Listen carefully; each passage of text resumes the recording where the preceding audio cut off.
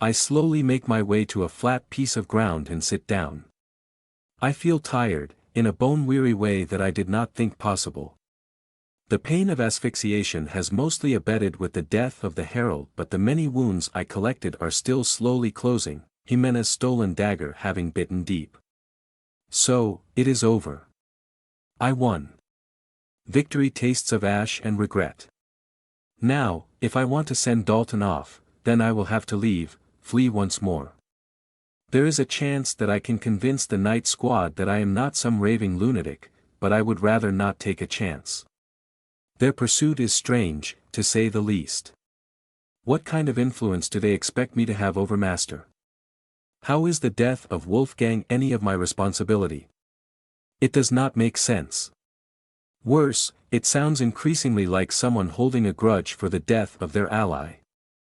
If they expect my own demise to hurt my sire, they are terribly mistaken, not that it will matter much if I am slain. No, the best course of action is to escape. I am not without means, and I should be able to access funds via the consortium once I have found a place to settle.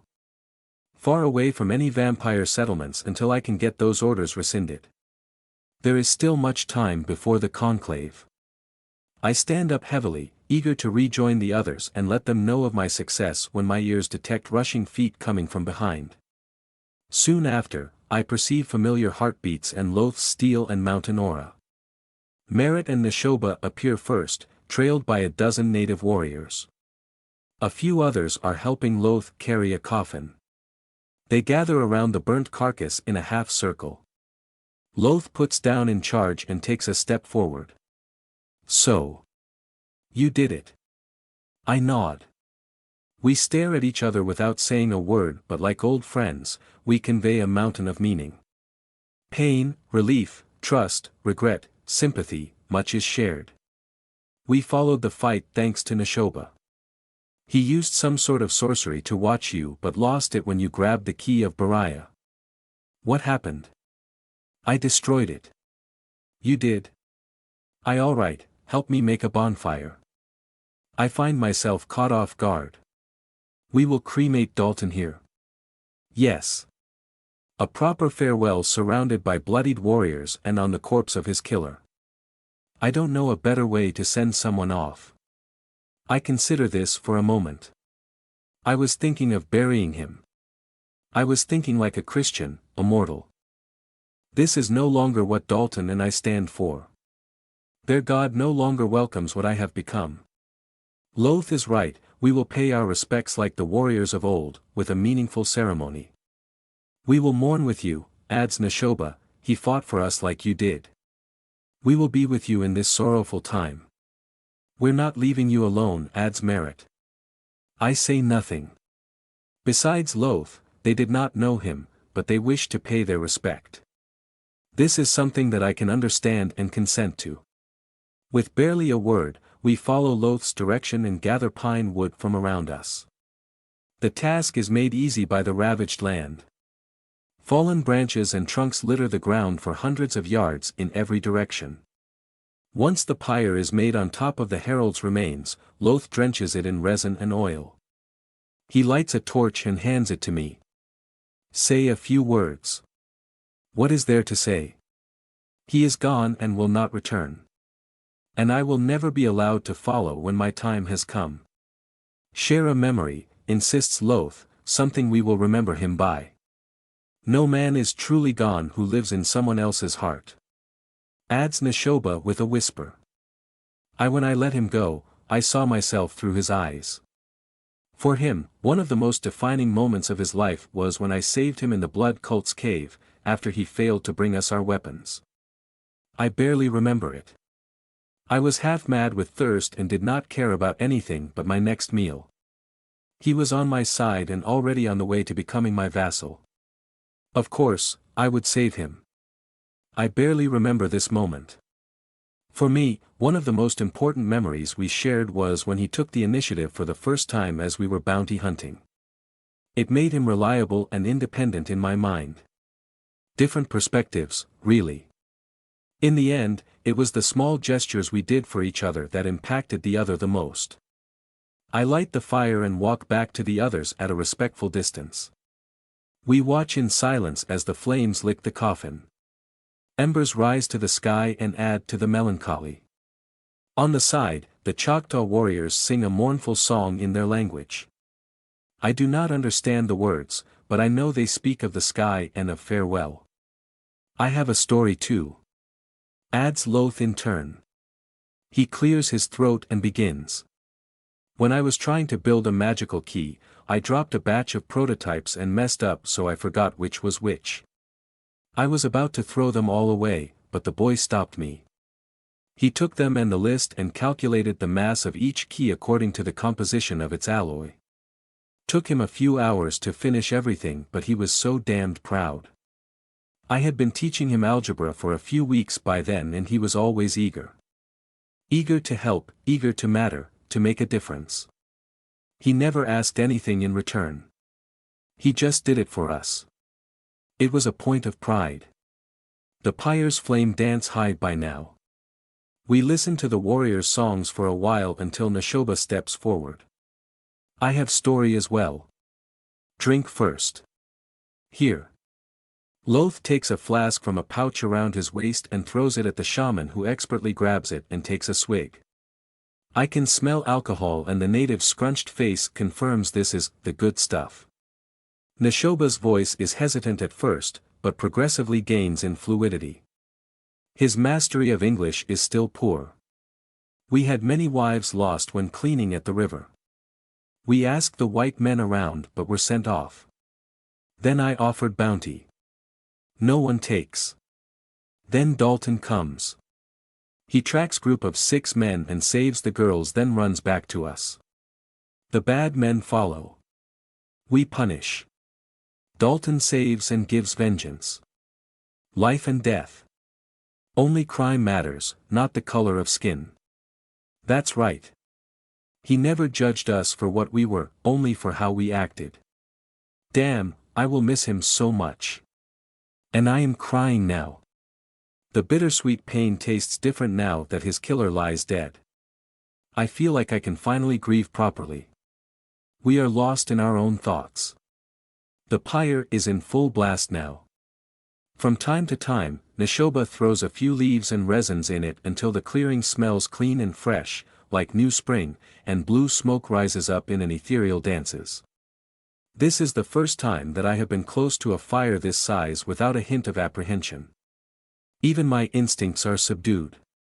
And then, a new presence lets itself known.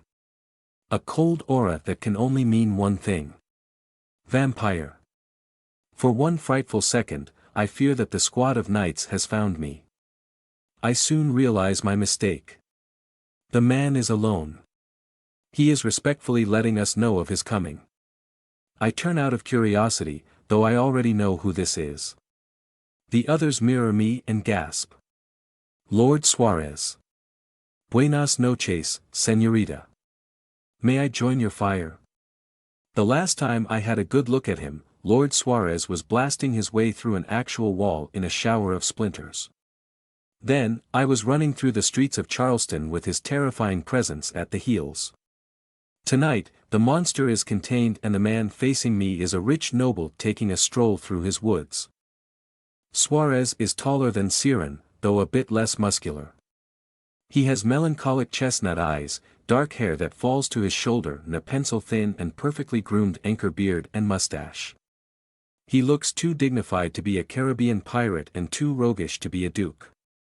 Even his clothes are ambiguous. He wears a light orange and outdated courtly ensemble that would look ridiculous on anyone but him and sports a dangerous-looking fencing sword by his side. I point at a spot to my left while the warriors retreat at a safe distance.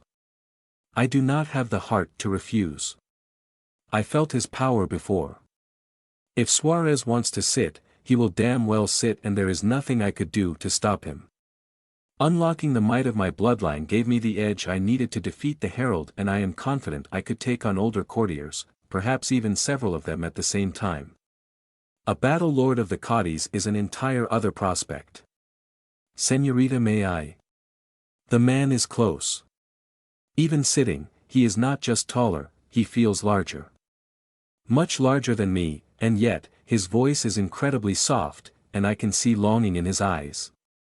I realize what he is asking. Are you here to kill me? No. Then all right. Lord Suarez extends a single claw against my cheek and recovers a pearl of red tear with religious reverence. He brings it to his lips, hesitates at the last moment, then gives in. The mighty vampire turns his head away almost bashfully and takes one shaky breath. Silence returns to the clearing. I find myself captivated by the chaotic pattern of the flames dancing towards heaven. I am not surprised that they would be used to cleanse us from this world. There is something wild and unforgiving about fire. Those mages who use it in spells do not control it, they merely select a way to unleash its rage. Who are you mourning? Lord Suarez is facing me now. His cheeks are flushed in a decidedly mortal way. I wonder how it feels to drink tears. It does seem different from just shedding them. My vassal. He nods in understanding. Then allow me first to pay my respects. He stands, then kneels before the pyre, and though his lips moved, no sound escaped it. After a while, the vampire stands up and pricks his finger, sending a few drops to be consumed by the pyre, then he returns to my side. I am pleased by his show of respect. Dalton truly got a proper send-off, like he deserved. Tell me of him. I think I should go. If you found me so easily then. The knights will be here in 15 minutes. What? I saw their day encampment and left them behind. There is nothing you can do to run away now, and I swear on my name that staying is to your advantage. I don't know. Please believe me, you should stay. Stay and tell me of him. He would never lie. Very well. I start my story with Crow's request and progressively move forward. I am not a coherent storyteller at the moment. Times are all over the place, anecdotes and remarks follow each other without sense, and yet not once does he interrupt me. His few comments only show support and interest, or help me center myself. Towards the end, he urges me to speak of Dalton's demise and the fight that followed. When I am done, he considers his next words carefully. You had something quite precious, and I am sorry that you lost it. Now, the knights are upon us. I ask that you do not engage. His gaze drills into mine. Do not engage. Talk to them but do not attack. If it comes to this, I will handle them myself. But why? Have you forgotten? You spared me from the fate that befell you by saving my own vassal, Inez. The Tillerson estate. Yes. On that night she asked and you listened. You saved her life. I have a debt, one that I will repay tonight. Your deeds speak for themselves, Ariane of the Nirari. I will protect you from harm in the coming confrontation. You do not stand alone. He speaks the truth. Neshoba is here, so are Loth and Merit. Isaac is gone, but he left me with the suppressor. I have been carried so far by the bonds I created through joy, pain and common effort. Dalton may be gone, but what we shared will live within me. I am not alone. It doesn't take long for a few unknown vampires to step out of the shadows. They mask their auras. I knew it was possible, for how else could Suarez surprise me in Charleston? It is one thing to know of it, however, and another to see a squad of knights in full battle regalia surround me while coming out of seemingly nowhere. There are 4 of them, all in the grey lamellar armor I saw on both Jimena and Wolfgang. They are an eclectic bunch, though they move with a synchronism that speaks of trust and training. On one side is a taciturn man with a shaven head and an axe and shield. His muscular arms flex as he rolls his shoulders and inspects us. Opposite him is a black-haired lad with an almost girlish face and a long dagger he twirls between agile fingers. He is the only person smiling here, mischievously. Behind them, a woman looks warily toward Suarez as she holds a staff between clenched hands. Her face is covered by a scarf that only leaves dark eyes free. The last one, and their leader if I read the situation correctly, is fixing me with an angry glare. He looks straight out of the Prince Charming page of a fairy tale book right down to the confident pose. A handsome face, a chiseled chin, deep blue eyes darker than mine, a regal air. He has it all, and even his arrogance could pass off as nobility. I instantly dislike him. We should not be allowed to look self-righteous. Not us. The hypocrisy is simply too much to bear. I see you have decided to stop hiding, beast, and face your judgment. Hold on, what? Who are you calling a beast? Long have I waited for the chance to rid the world of your tainted kind. You are a blight, and I am the cure. Did you take those lines from the Brotherhood? That gets me a chuckle from the black-haired man. His leader looks at him, furious, but the roguish knight just shrugs helplessly. Lord Suarez uses the pause to take a step forward. She is no beast, Anatole, even you cannot be this blind. She is a rogue, she has to be. Every Nirari spawn is a disaster in waiting. We are having a conversation, are we not? Is this standard rogue behavior? I add with impatience.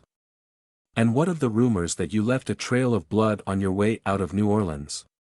Rumors, really? I thought the Knights were a serious organization, and you base your judgment on hearsay. Not to mention my sibling Svyatoslav in Russia, who works with the Vityatsi. Is he also a disaster in waiting? Will you go to Moscow and apprehend him afterward? His fellow knights track Anatole's reaction with no hint of support. This only serves to make the man more incensed. The situation is disturbingly easy to understand, a poor prospect when vampires are concerned. You suddenly appear and at the same moment, your master resurfaces to wreak havoc. You expect me to believe that this is a coincidence? If you believe me to have any influence on a millennia-old monster, I am sorry to say that you are grossly overestimating my reach, Anatole. Who knows what dark sorcery led to the death of my mentor? There is no deep secret, knight, he went after my master and perished, like legions before him, and more after, no matter how many die by his hand. He was supposed to be weakened. He had to receive some help. And this highly hypothetical help must have come from me, an isolated young vampire with no knowledge of sorcery and no means, operating thousands of miles away. Truly astute of you. Perhaps you used the key of Bariah. The artifact that wasn't found until yesterday. That key. And where is it now? Are you going to keep spewing baseless slander until you find something that sticks? I am the knight, I ask the questions here. Do you have in your possession the key of Bariah, an artifact of great danger? No. I add between gritted teeth. This insufferable, obnoxious prick. Come, Ariane, let Suarez handle this. I do not want to risk my friends. No. Where is it then? I destroyed it. You destroyed? How? With your bare hands? No, I the Watcher took it. He scoffs. Surely Lord Suarez, you can see that she is either lying or delusional. The Cadi's lord does not answer, he looks at me with a contemplative expression before returning his attention to the head knight. You have made a lot of accusations, Anatole, most of them so completely groundless as to be preposterous. The way the events unfold makes me think more of a pithy revenge for the loss of a mentor than the act of a reliable new leader dedicated to keeping us safe. How dare you, exclaims Anatole, his aura flaring. Easily, young one. Suarez lets go of his control and his frigid power blasts all others like a father castigating rowdy children. All three mortals by my side swear softly, each in their own language, as the cold wave washes over us.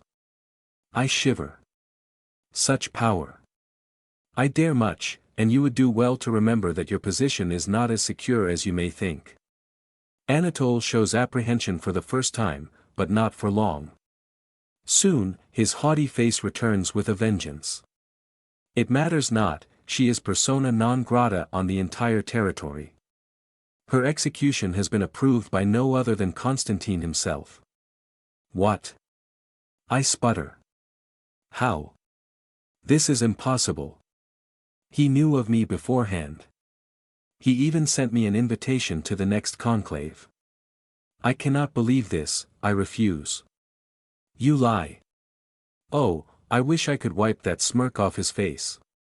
He is a cad and a scoundrel, trying to finagle his way. There's absolutely no way that Constantine would sign this sham. And yet he did. See for yourself, Lord Suarez. I am stunned. Speechless. How is this happening? He lies, does he not? I gathered support, I played by the rules what? Everything was fine. I was going to join the society of my peers after 10 long years. No longer an outcast. And now, the leader has signed my death warrant. Out of nowhere. Is this some cruel joke? I'm afraid not, señorita. This is Constantine's seal. It cannot be counterfeited.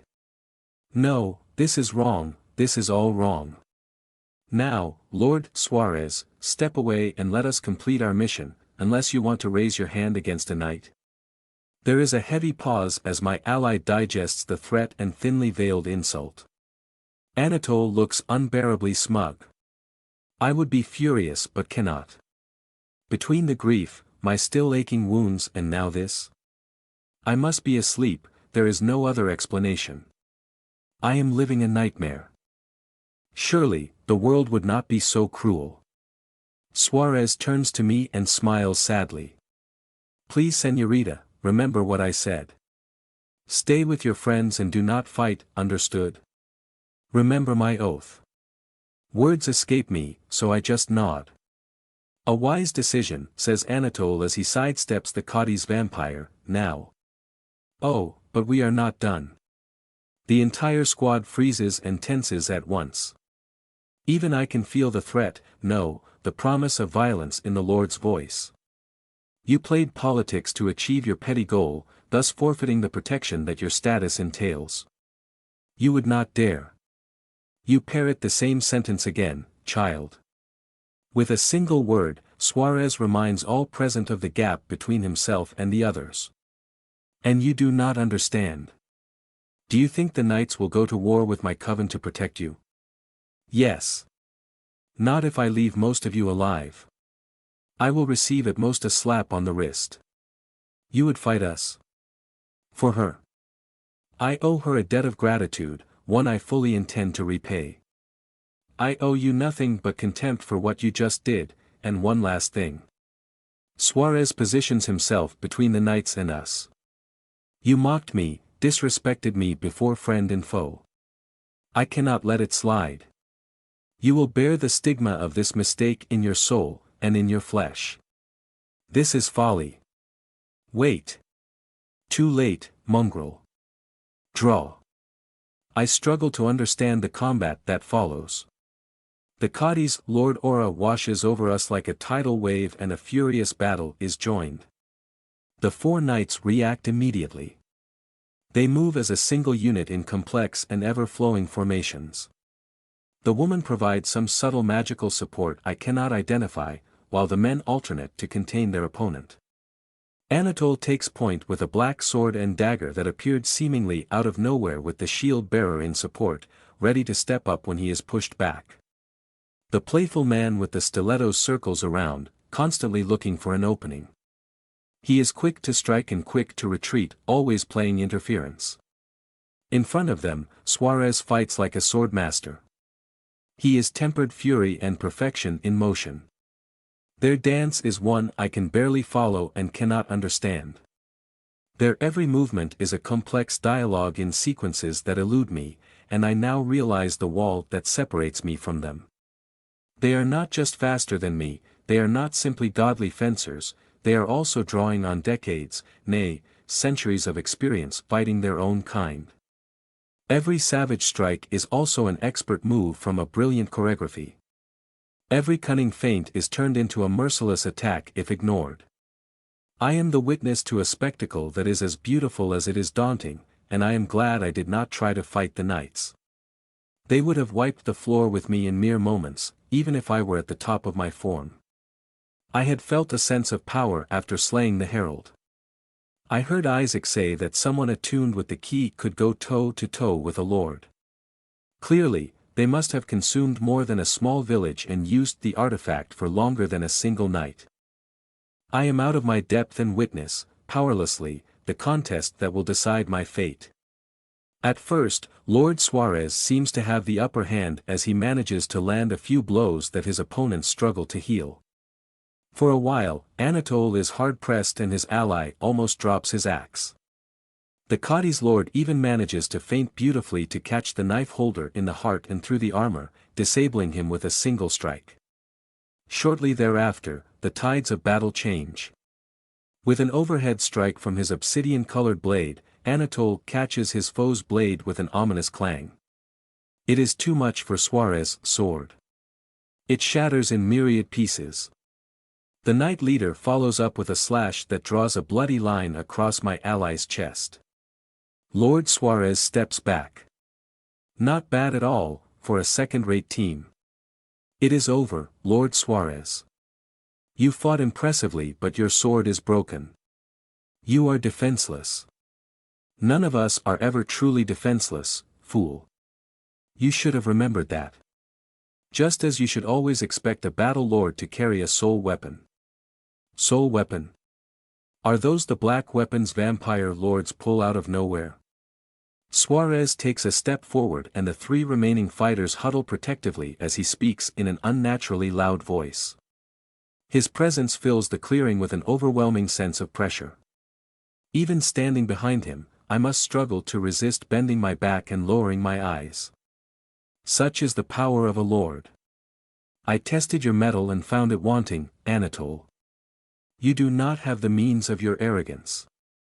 I am sure that your elders taught you the importance of diplomacy and subtlety, but perhaps you forgot. I shall remind you of it, as it is a lesson that you need to learn if you ever want to last. No need to thank me, I will do it with pleasure. Suarez straightens and breathes deeply. A massive ornamented two-hander appears between his hands, held vertically in front of him. The hilt is silvery and elegant, but its surface absorbs the very light, while the very air shakes before it as an ominous hum covers the clearing. Just like Loth when he is truly angry, there is an unspeakable weight to it that goes beyond the mere physical world. The Cadi's lord will now impose his will on the reality around him, and nothing, not Anatole's screaming orders, not the axeman charging him, not even the sorceress begging, will stop. When he next speaks, the two words cover everything else. Magna Arca. What happens next defies description. Suarez's eyes flash purple and then, he strikes. His sword bisects the heavier knight from right shoulder to waist, through shield, weapon, and armor. I did not see him move. His opponent falls instantly. Without pause, he slices horizontally behind him and catches Anatole mid-lunge. The monstrous attack cuts cleanly through the leader's chest as well as his right arm, and sends his own sword spinning in the darkness. The clearing goes quiet as the witch gives up and falls to her knees. The entire exchange lasted less than a heartbeat. Holy shit, whispers Merritt. Well, yes. Quite. My ally turns to the last remaining member of the squad. Will you fight as well? No, Lord, I would rather make sure they are safe. Thank you for sparing their lives. I mistakenly assumed her to be a coward, but it appears that she merely possesses common sense. Take them and leave. As you say. We watch quietly as she collects her companions' disheartened pieces. Now that the show is over and done, the reality of the situation overwhelms me once more. Why? Why would you do that? I say accusingly, I thought knights were our vanguards, the true monster slayers. The witch spares me a glance. How many spawns of the devourers have laid havoc and how many have become members of our society? Knowing which category I belong to would have taken your squad all of 5 minutes, hypocrite. She will not meet my eyes. I obey. Pathetic. Spineless weakling. Why Jimena wants to join their sorry excuse for an outfit, I shall never know. A moment later, we are alone in the clearing. This is all too surreal. We just witnessed a cataclysmic battle and all that remains is a handful of blood marks. There is also the small matter of my life, my entire project, being in shambles. Constantine's invitation. I might as well fold it and use it as a napkin. Unbelievable. What now? Now, you must flee. Is this some sort of cosmic farce?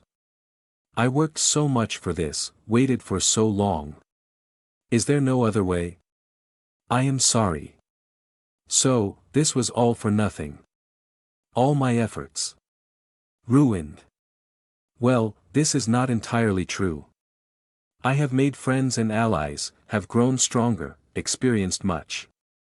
Even though I must run away again, I am no longer the weak fledgling who struggled to survive. And I am not destitute either.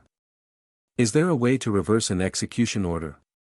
Suarez blinks in surprise, perhaps not expecting me to recover so fast. I haven't, I just need something to look forward to. Perhaps. I have not studied the Accords beyond what is expected of me. There must be a way, and I shall find it. Lord Suarez, I thank you for your help. Consider your debt repaid. Not yet, young one, he replies with a smile, I intend to send you on your way. Your companions cannot follow, so I would advise you to say your farewell now. I shall wait for you over there. The first to come to me is Loth. He looks sad and also a bit awkward. I imagine that the old warlord is not used to expressing his feelings, unless they relate to fighting, sex, or food. I cannot follow you. I know. Take care of your family, and we will meet again. I promise. I'd better. You and I, we can do great things together. Also, I'll miss ya. Ah, tear. Loth dries his eyes with a handkerchief. Be safe. Don't do anything too reckless. Well, you know me.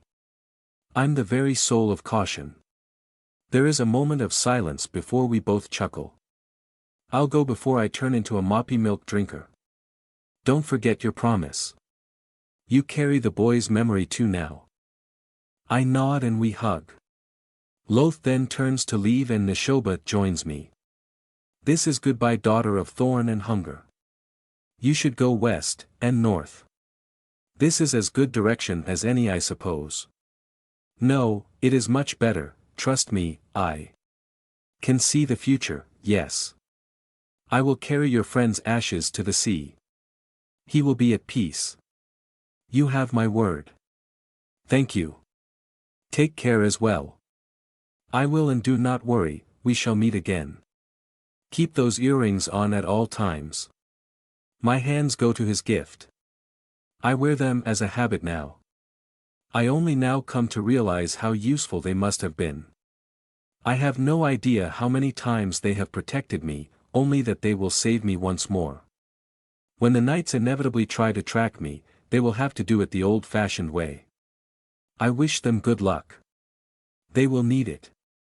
So, that was intense, yeah? Merit. She really pulled through. I am pleasantly surprised. Thank you, Mage Merit, you stood by my side, our side, through everything. You are a credit to your organization and mages everywhere. I am glad you were here. Wow. Do you really mean that? For some reason, she appears moved to tears. I do not understand, is she letting the general mood affect her? Yes. Yes, I do. Wow, this is the nicest thing someone has said to me in forever. Huh. That is rather pathetic. It is well deserved. In my case, I must bid you goodbye and I wish you good luck. She bites her lip, considering. Before she follows that specific thought, I cut her off. You cannot follow. I will be going too fast. Yes, I know. It's just, I admire you. You stand up for yourself so much, and you are so confident and strong. Can we stay in touch? Exchange letters? Well, yes, of course. Via the Rosenthal Consortium. Get in touch with them. Her happiness is a curious thing. I never realized I could matter so much to someone without trying to, not since Loth anyway. Not if they know what I am. I take a step back and realize that all my belongings are somewhere else. I only have my mask and the ruined dress left, as well as my 2 pendants and a pair of earrings. I am ready, I announce to Suarez. Then follow. And what is this?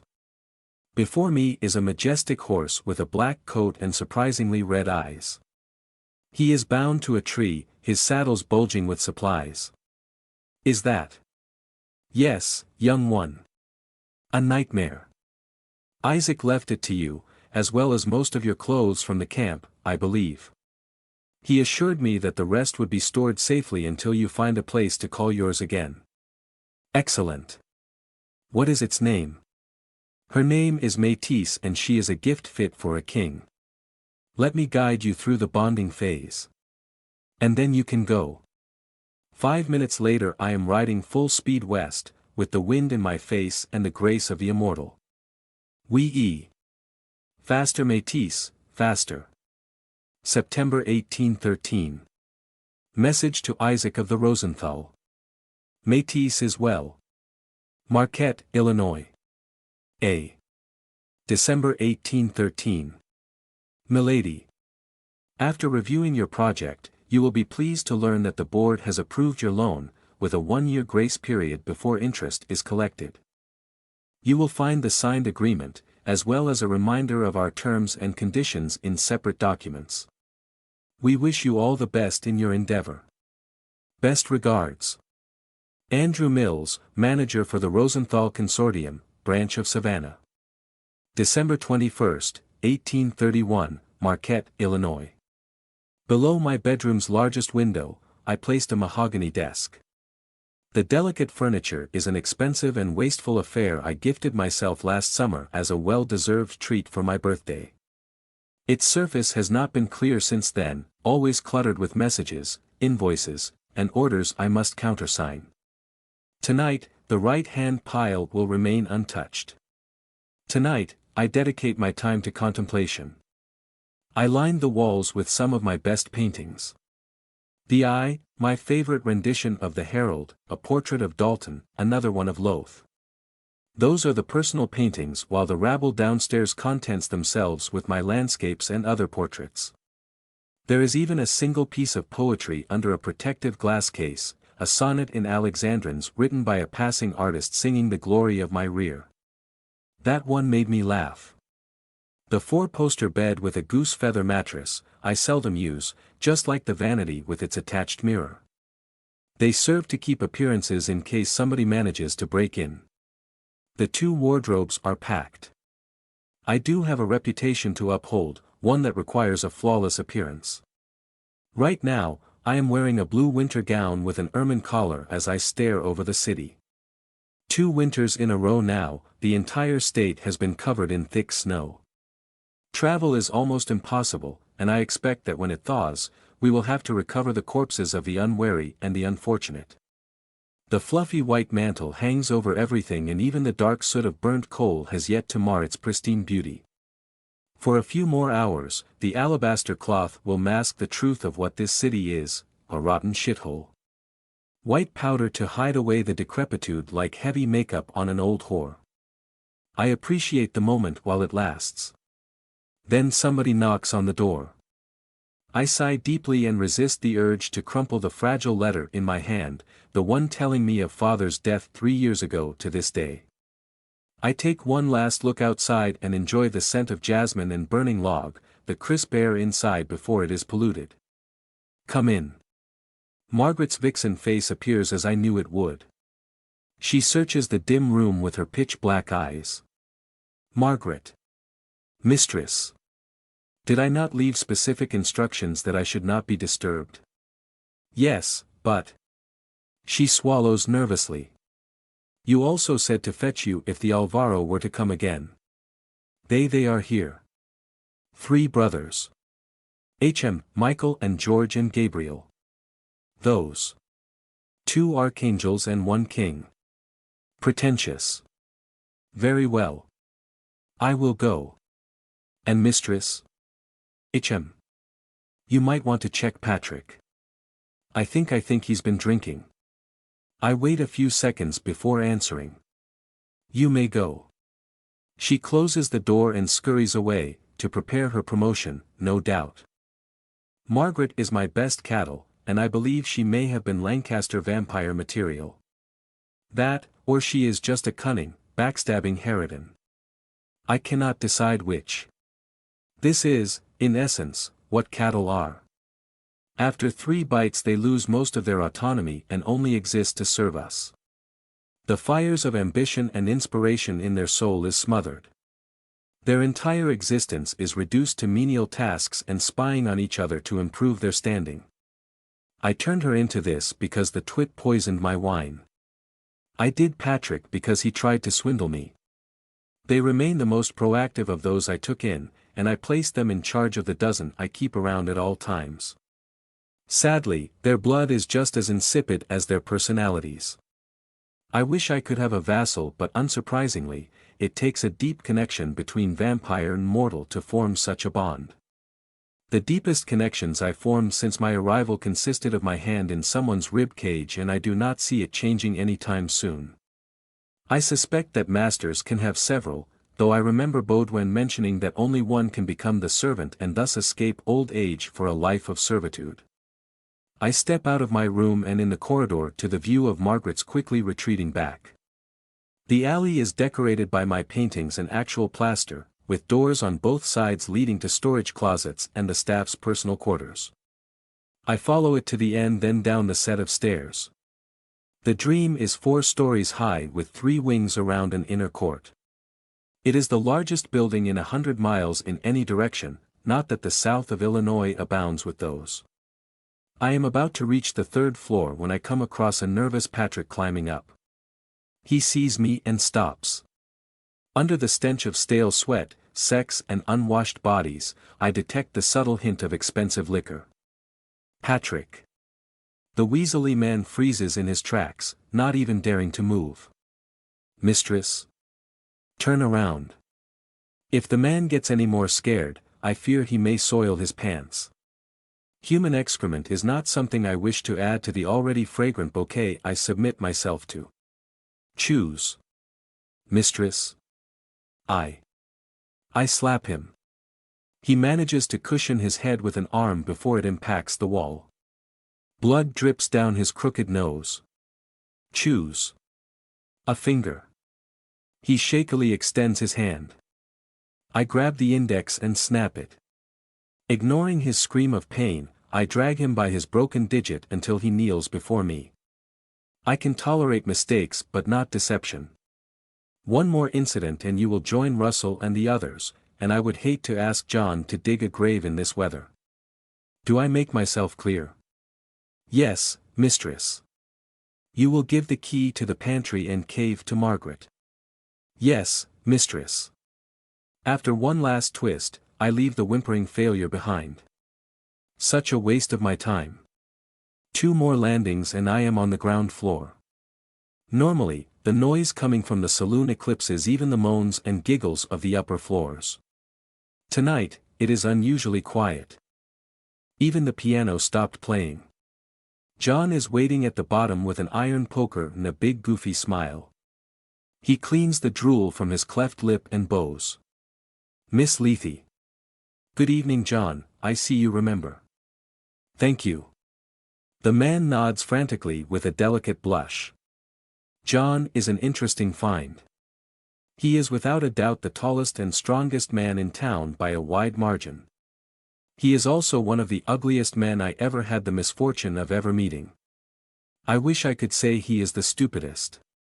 He is not, but he is close. I remember. September 7, 1831. If they come back, bam.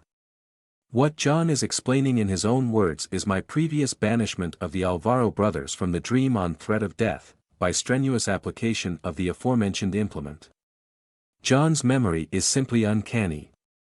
His ability to process information, not so much.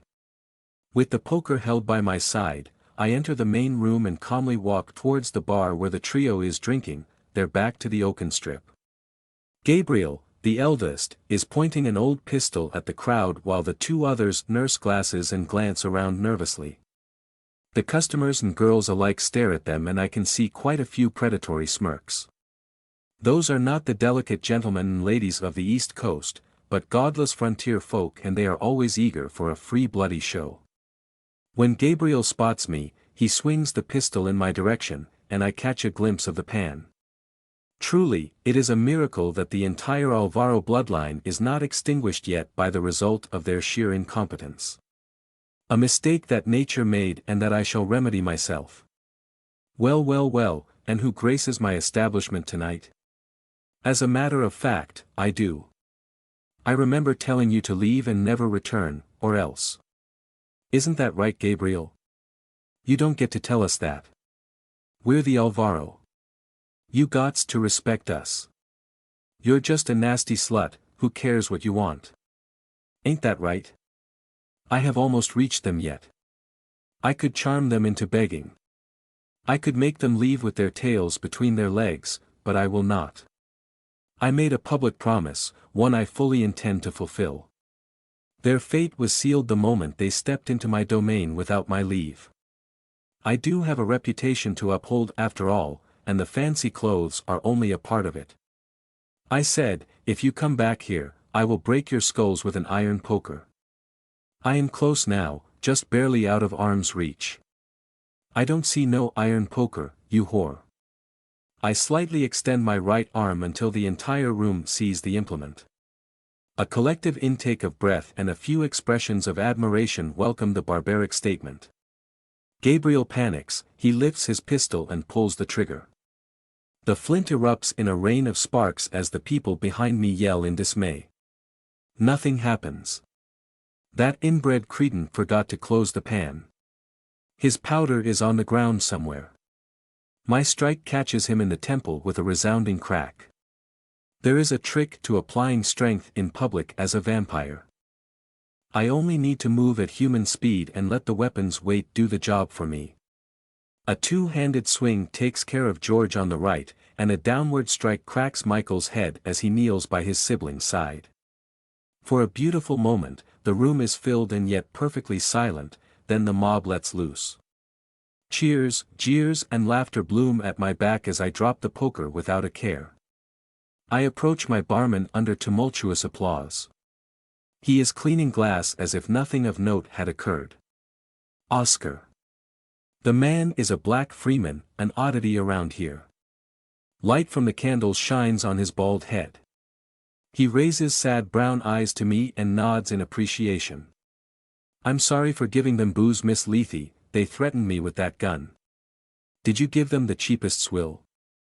Of course. Good man. He returns to work and I approach the main entrance just as my men step in to get rid of the corpses. I smile pleasantly at the revelers complimenting me. Ice cold, miss. You sure showed them. Did not even flinch. A man with a black beard and a brutish face is waiting right outside. Horrigan. Boss. Those three must have cut a way through the snow to come to town. Take 3 teams and go to the Alvaro estate. Kill all the adults, take the kids, and burn the house down. Even old Mary Alvaro.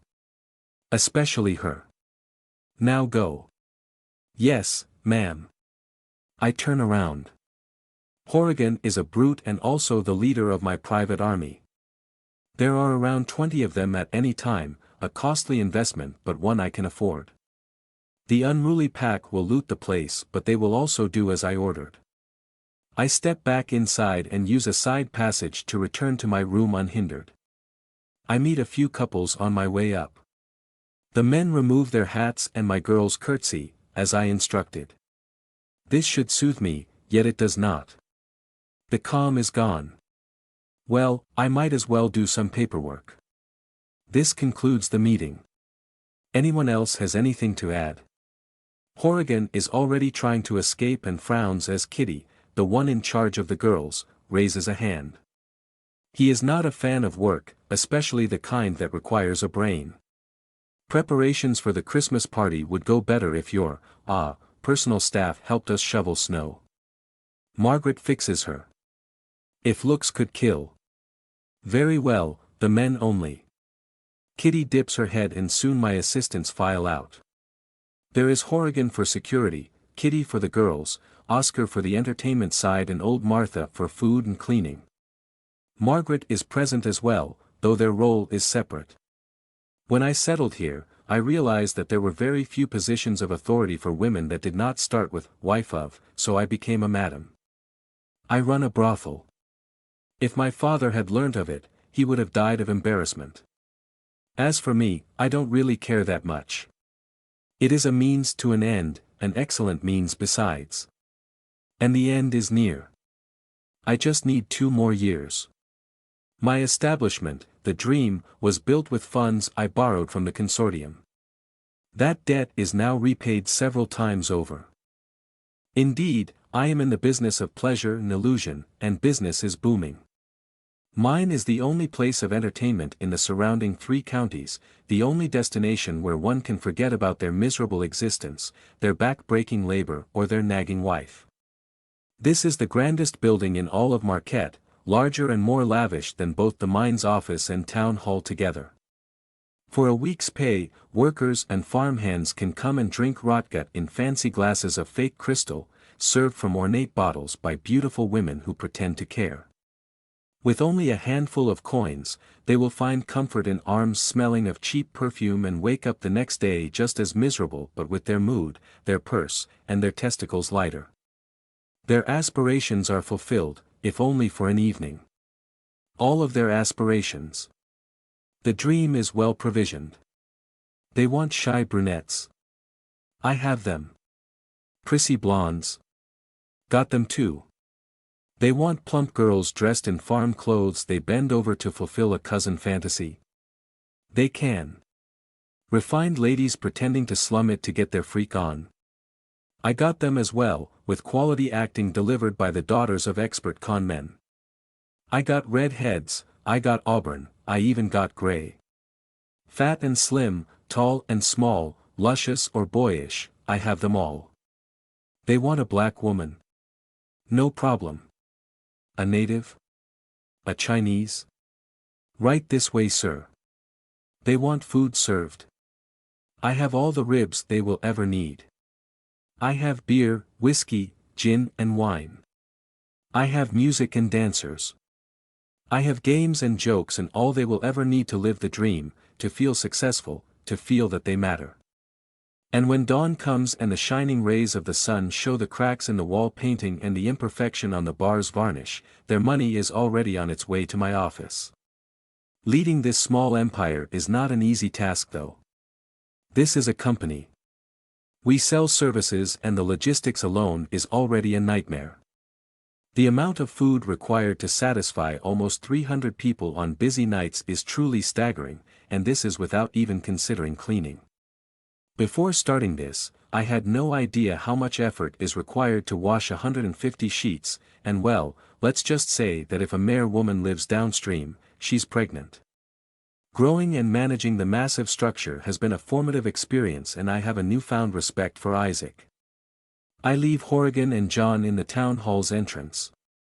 A woman alone is a tempting target for those who do not know better, therefore I bring them along to intimidate people. And it works. I ordered John to smile and remain silent when people talk to him. The resulting facial expression is an abominable rictus that does not reach his eyes.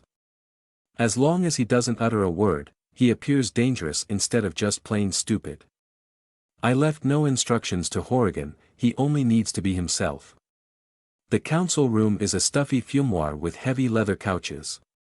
The walls are yellowed by years of cigar smoke and the center is occupied by a coffee table cluttered with alcohol bottles, often emptied and changed. Inebriation makes my colleagues more amenable, most of the time.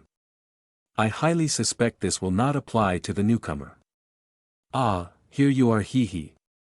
Miss Lethe, meet our new judge, the Honorable Mr. Richard Sullivan. Splendid, hee, yes, now, order will finally come to our beloved city, hee, isn't that right Mr. Sullivan? The mayor is a short and plump man with a sweet disposition. Under his affable air lies a shrewd businessman, one with probity, according to local standards. His striped suit flares around the middle making him bottom-heavy. By contrast, the newcomer is dressed in black with a top hat, gloves and an entirely black suit with a white shirt. He is tall, with white hair and an abundant white beard, and painfully thin. Two pale blue eyes peer down an aquiline nose. His tone is glacial. Yes. Quite. A silver cross hangs on his tie. Not from the Brotherhood thankfully, or our collaboration would have been brief indeed. Thankfully, I know how to handle his kind without leaving a corpse. I curtsy respectfully and offer my hand in greeting. It is a pleasure to make your acquaintance, Judge Sullivan. And here is the thing, scorning me would not only be unbecoming of a gentleman in public, it would also insult the mayor, his host. After a slight hesitation, Sullivan relents and holds my hand. He bows slightly in a gesture that is calculated to convey disdain. I have heard much about you and your establishment, Ms. Lethe. Only good things, I hope. I add, ever the pleasant host. It is a den of sin. You mean, prostitution? So, you do not deny it? No. My calm statement takes him by surprise, and I use the distraction to push him further. We live on the frontier, Judge Sullivan. Those are hardy and persistent folks, but they have base instincts. I merely offer them a safe and clean place to relax and ply their trade.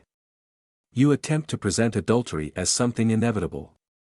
Ah, but we both know that if your constituents were all respectable citizens, your task would be significantly easier, would it not? I understand that you would see the dream as a tool of chaos and evil, but you could not be further from the truth. When I came here, these women were living in poorly lit and filthy barns while the men were drinking dangerous concoctions made by smugglers and criminals. The squalor of their living conditions was appalling, and every year, many would die to disease and exposure. The dream brought civilization, such as it is, to those poor people. We provide a safe environment for them to channel their impulses. As a man of law, I believe that you can appreciate our contribution to peace and order in this town. Certainly, their time would be better spent attending church rather than a house of ill repute. I am afraid that this would be the purview of Pastor Van Tassel. Ah, here he is. An older gentleman in a dark ensemble joins us at the table, soon followed by a dour bald man who manages the city's coal mine for some Chicago firm. Mrs. Lethe is right, I'm afraid. I fight an uphill battle to save the souls of those lost lambs. At the very least, her financial contribution to the church helped us repair it last winter so my efforts could continue. Of course, I would fund the local church. I do need the priest off my back, not to mention that he likes curvy women and roleplay. Interestingly, so does his wife. An undisciplined rabble is what they are, harumphs the mayor. It takes all of Ms. Lethe and Pastors Van Tassel's efforts to keep them in line. Why, just yesterday an entire farm was burnt to the ground as part of a criminal's quarrel, no doubt. Ahem. You have your task cut out for you, Judge Sullivan. You can, of course, count on all our help. He continues.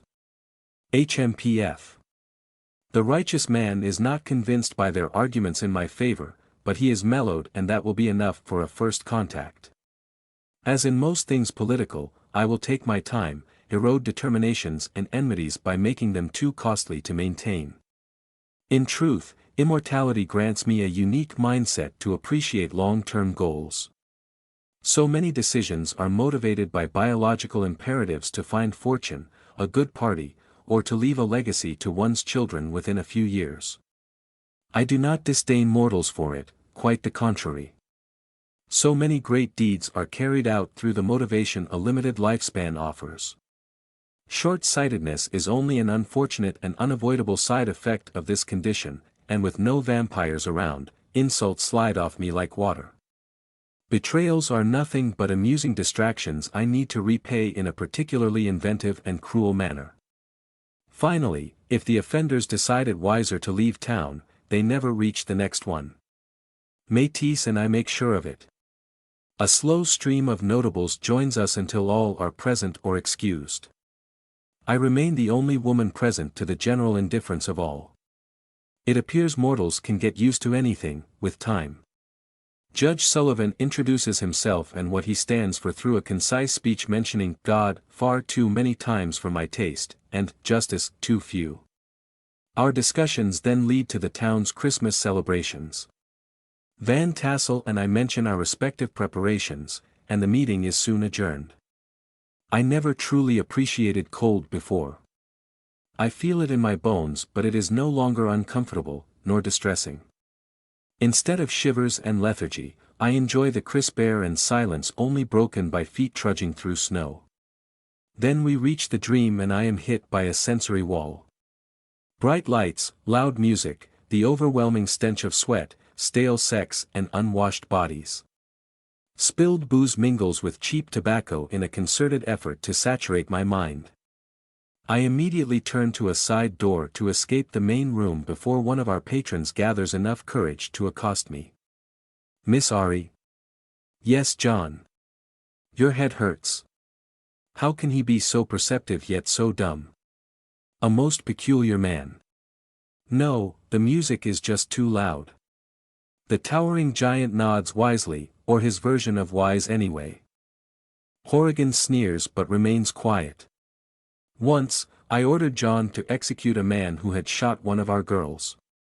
The simpleton placed his hands around his victim's skull and crushed it like an overripe melon.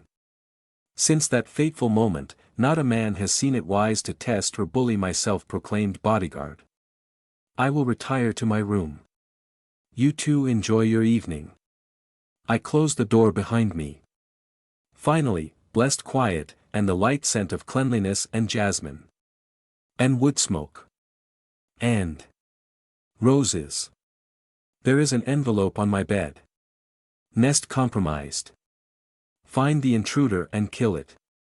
Kill it now. Margaret. Feet scurry outside, only to stop at the door. I bang it open and take her by her devious, lying throat. Who came here?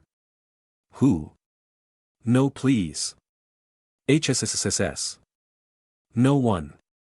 No one I swear. A small gathering of cattle is now watching us. Who came in here?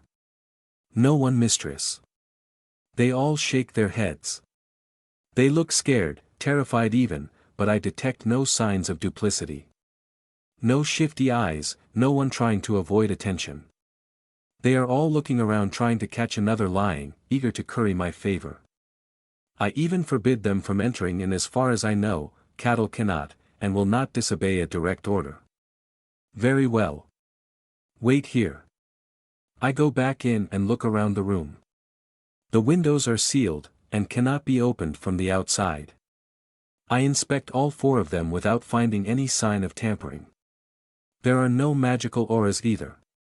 Not even from the envelope. Margaret. Find anyone who came to this floor while I was away and bring them to me. Very well, mistress. The letter smells of roses. I open it and read its content, a single piece of paper covered in a flowery script I do not recognize. Dear Princess. Your problem is more than skin deep. With love. An admirer. What in the name of the Watcher?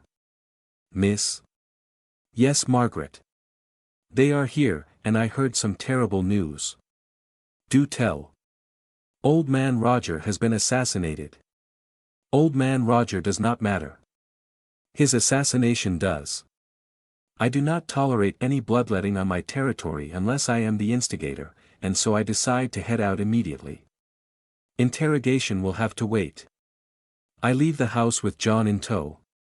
The murder occurred near the northern entrance to the town on a large square surrounded by warehouses where convoys unload their wares. The southern entrance is mostly used to load coal and is easily recognizable by its spoil pile, an artificial dark valley devoid of plant life where the mine dumps its rejects. When we arrive, we find a small gathering even at this late hour. They part to let us through and I find that I am late to the party. The doors to one of the warehouses are wide open, the interior lit, and in it, I find men surrounding what I assume is Roger's corpse. Ms. Lethe, would you mind explaining what on earth do you think you're doing here? This is no place for a woman. Judge Sullivan. The man is surrounded by 4 men in heavy cloth and identical leather coats with martial stars, quite likely men he named himself. None of them are locals, which tells a lot about Judge Sullivan's trust in local law enforcement and his willingness to be part of our community. I wanted to know if the dreadful rumors I heard about old Roger have any truth to them. He did some work for us after all. His well-being concerns me. The man scoffs lightly, but he questions my sincerity and not my motive, and that is all I care about. As for me, I know the rumors to be true. The scent of carrion and blood is heavy on the air. See for yourself. The men step back. On the ground lies old Roger, or to be precise, what is left of him. He has been savaged with full pieces of meat and most of the innards missing, while the skin of his face has been peeled off and removed. Only his signature hat, his pipe and a missing right eye ascertain his identity. I have seldom seen such cadavers outside of animal attacks, and this is simply impossible here. You do not seem shocked. I raise my eyes to meet the judge's inquisitive brown eyes. I have seen worse, in animal attacks. Did you now? And do you believe this to be an animal attack? Ah, time to decide. Do I gracefully dodge the question, or do I make myself look competent? This is a defining moment, one that will shape our future relationship for the next 2 years. What do I want? I want him to consider me as an off man. I have seen it before. Many of the more religious men see women as incapable of holding a business or dealing with violence. When confronted with me, those beliefs conflict with observable facts, and when it happens, they simply discard me as an anomaly. I become an off man, someone who was conceived without dangling parts by some divine clerical error. Competence it is. Not at all, sir. Explain. A mauled man is always surrounded by a pool of blood. Here the ground is mostly dry, so he was not killed here. No beast large enough to inflict this type of wound would move the body, not to mention they would never reach this far into the city, nor open a gate. What if an animal killed him and dropped the body here? Unlikely, there are no blood trails. And something is clearly missing. He blinks. I hear his heartbeat accelerate in excitement. What is? Is he not tired of testing me? Bite marks. Roger's corpse has been cut apart by claws or a claw-like instrument, but there are no teeth marks. Look at the chest, the pieces of flesh here and there have been clearly carved out but not bitten. It cannot possibly be the work of a beast. The marshals all bend down to get a better look, a few looking a bit green around the gills. Sullivan's eyes widen and I realize my mistakes. They had not noticed yet. I hope I did not present myself as too competent. The judge takes a step forward, only for John to cross his arms at my side.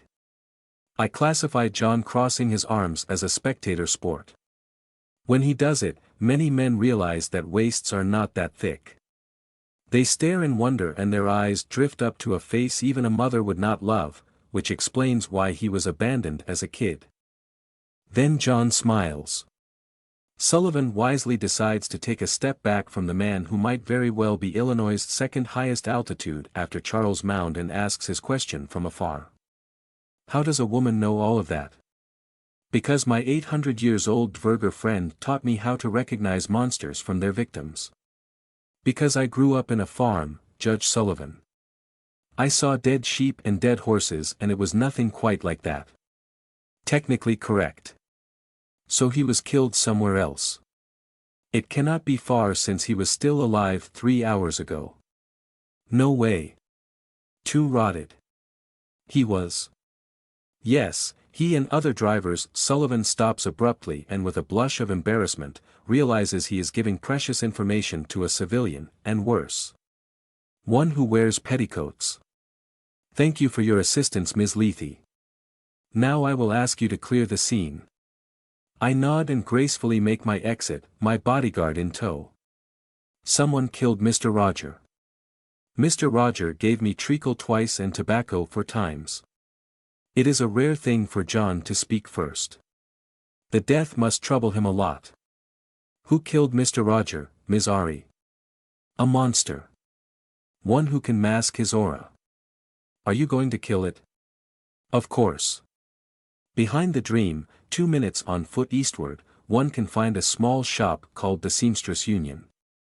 Every month, a cart makes the rounds of nearby farms to drop off spools of cotton thread and pick up finished cloth. The best are dyed and sold here to Marquette's more affluent citizens, under the watchful eye of its proprietor. Good evening, Debbie. Ms. Lethe. Deborah frowns. I'd like to think that, if I had stayed human, would have been a bit like her. She has 5 children and a loving husband, a flourishing business, and bears her age with beauty and dignity. The gray in her auburn hair and the crow's feet by her dark eyes fail to extinguish her charm. She carries herself with poise and confidence. She is also an untrained mage. I can feel in her the telltale aura of spellcasters. Perhaps because we are far from large cities, she never had any magical education and her potential only manifests in one curious quirk. She can spot lies in mortals. What is tonight's guess? Sophia. Wrong again. One day I'll find out what your first name is. Don't bother, it's Fernande. Truly. No, it is Berenice. You are making a fool of me. She pretends to scowl, then we both chuckle. How do I even know that you will respect your promise? I still cannot tell when you deceive me. I gave you my word. Who respects their promises nowadays? I do. Our eyes meet and though I do not use charm, she recoils and shivers. She is quite perceptive despite her lack of formal training, sensitive enough to pick up when my own aura flares. I hold my promises, oh yes. All of them. You are one strange woman, Miss Lethe. I will accept this as the compliment I am sure this was meant to be. Ah yes, of course. She answers, lowering her eyes. I need to remember to blink more often. I did not mean to be intimidating. There is something I would like to know. Yes. The caravan Roger was in, was there anyone new in it? The murders. Why can you never ask me about the latest gossip like everyone else? It's always dark things with you. Someone has to ask, or nothing is ever solved. Speaking of which I would like my answer now. Yes, sorry. It was only the old team. They struggled to make their way here from Springfield through all that snow and I don't think they could have a stowaway. Not unless it could have gotten its water from sucking icicles. Fair enough, tell me of Mrs. Tucker's death. She shivers and crosses herself. I resist the urge to hiss softly. Dreadful affair, that. She was found in her bedroom earlier today, if you will believe it, only a few hours after attending Mrs. Callahan's tea party. Did you go to her house? I did. Unfortunately, the body had been picked up and dragged to the morgue under the judge's office. He made it clear to his doorman that I was persona non grata. There was only a pool of congealed blood in her study, a sure sign that she was slaughtered on location. It was old as well, at least a day. Pushing you away, is he? Don't you think you ought to let him work? I know that John of yours is a fearsome lad, but it may not be enough this time if that madman comes after you. 2 persons were butchered, Debbie. People are scared and when they are, they tend to do unwise things.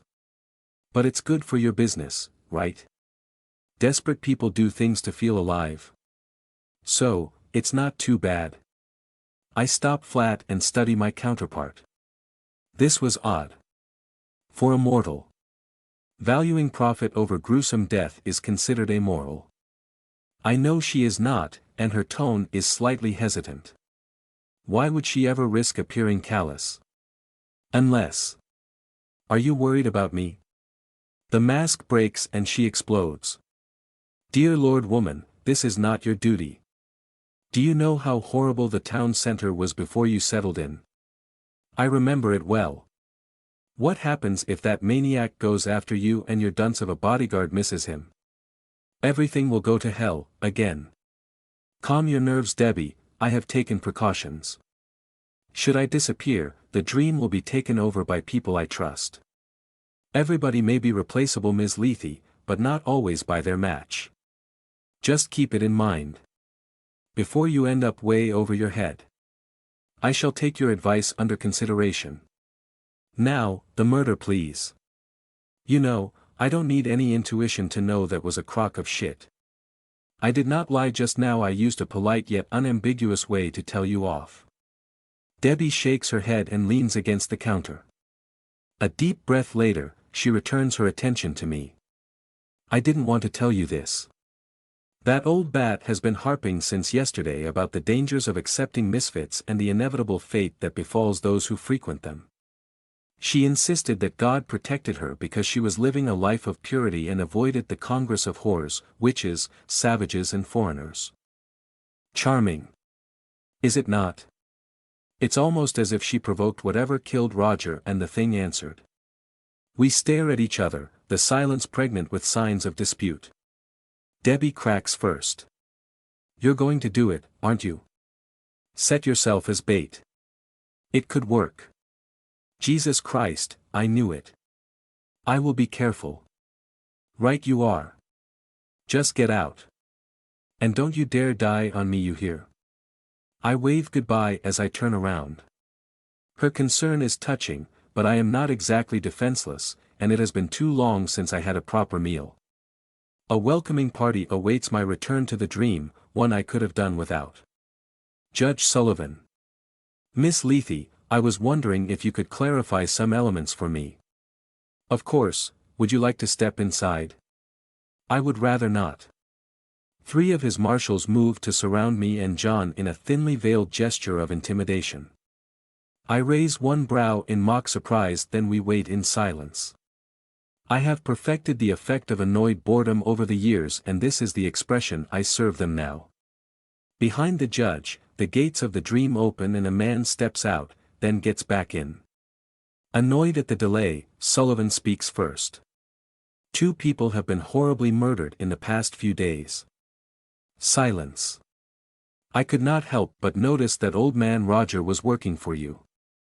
Indirectly, yes. And? There are rumors that he stole merchandise destined for the dream. I shrug. It would not matter. We check every delivery and only pay for goods that actually enter storage.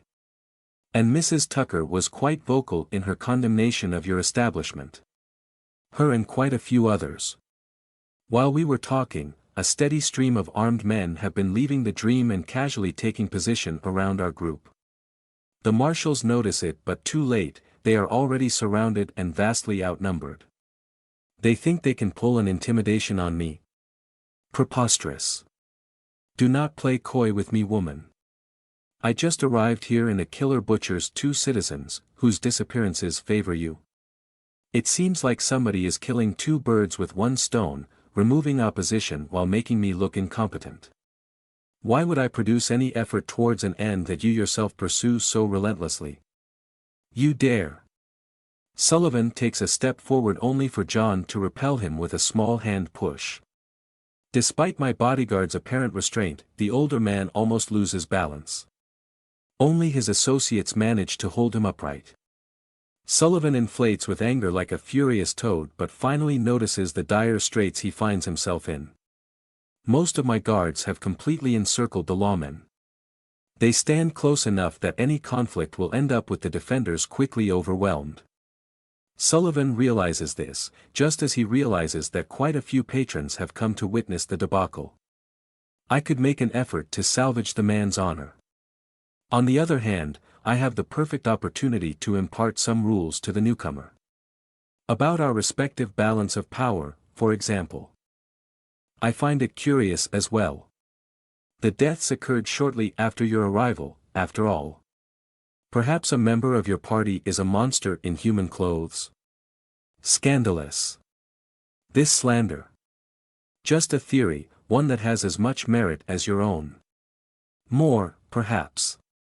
I have suffered insults from the likes of Tucker for more than a decade without ever losing composure. I have little reason to act now, especially because Mr. Tucker himself is one of our regulars. What? Surprised? You should not be. All of those gossips, the town's history, and information on its most influential members are easily acquired through simple conversations with your constituents. And yet you did not even bother. Instead, you brought your goons from out of town and strut around like a rooster, throwing empty theories in the winds. We, the town council, have kept order since your predecessor's untimely death, and you would do well to remember that we can still have you recalled. Now, if you will excuse me. I walk without resistance past the judge and his small squad with my men trailing behind. There are quite a few sniggers and I hear the distinctive sound of Horrigan spitting on someone's shoes. Lovely. And a waste of my time. I need a plan to have Sullivan expelled from the city just in case he perseveres in his error. Killing a judge would be messy, and I have reached my quota of mysterious disappearances for the year. One more hurdle. I walk to the bar and smile at the friendly greetings I receive. Removing my coat, I lean forward over the bar to a few appreciative ahs. Oscar nods in greeting. I need a rumor started. Yeah. Make sure everyone hears that I think Roger's killer is a coward, that he would never have the balls to come here, and that my room is the safest place in the city. Safer than the bank vault. The head barman stops wiping a glass and fixes me with his sad chocolate eyes. You sure about this, boss? Very sure. All right then. I see how it is. Be careful though. I make my way to my bedroom. The truth is that I know too little about my target. I smelled nothing inhuman around the bodies, nor were there any traces of aura nearby. The only elements I have come from the victims. First, the corpses were left in supposedly secured locations where they would inevitably be found. The warehouse has a large traffic, even now, and Mrs. Tucker's house is a normal place of gathering for righteous old harpies to eat cake, break wind, and blame it on their rat-like dogs. This speaks of supreme self-confidence. The monster does not care to stay hidden, for it believes that the entire population is powerless to stop it, which leads to the second point. If the bodies are messages, then Roger was meant to announce its arrival, and Tucker's, to show that no one is safe. My intuition tells me that my target's arrogance knows no bounds, and that it delights in putting a show. Clearly, it has never come face to face with a vampire. In any case, setting a bait should work better than running around and attempting to track a creature that can quite obviously hide its presence. In the meanwhile, there is the small matter of securing my bedroom against further visits from my secret admirer. Then I will teach him or her the meaning of boundaries, one phalanx at a time. One night later. All my preparations are complete. I reinforced my door with 2 more locks and installed one of my creations near every exit. Based on Loth's take on a magical capacitor, the tool is a piece of silver looking like a drill on one end, and a key on the other. Its function is simple. Any spell cast in its vicinity will be disrupted and its energies absorbed. It will allow me to circumvent my own lack of magical skill and hopefully provide a bit of a surprise to any spellcaster who will not expect it, should they attempt to gain ingress through supernatural means. An elegant solution, if I do say so myself. There are limits, of course. The range is extremely limited for one, and I also doubt that it will affect spells that are already cast. To guard my nest, it should be enough. In the end, I decided against placing mouse traps in strategic places. I would rather break those fingers myself. The last measure I took concerns my fellow hunter. She is ready and more than eager. And since everything is done, I have no further excuses. Paperwork it is. I am not sure why I am billed 50 chicken, but there better be 50 damn chicken on that Christmas table, or I know how I will use those feathers. I will even pay for the tar out of my own pocket. A pair of footsteps announce the arrival of visitors. I recognize Margaret's fearful touch, but not the other. Heavier. A man. After a moment of hesitation, Margaret knocks and I answer. Mistress, Mr. Tucker is here. He wants to talk to you about the murders. How interesting. Come in. Margaret lets the man enter and leaves immediately, as ordered, and I take a moment to inspect my guest. Mr. Tucker is a mousy man. He has been one of our more discreet guests over the past few years. He owns shares of the mines, and works at one of the city's 2 banks as an accountant. Or owned, I suppose. Under his normal human smell, there is now another one, the light rot of a dried corpse. I would not have noticed it in a crowd, only the clean environment of my room allows me to pick it up with ease. There is still no trace of aura. Ms. Lethe.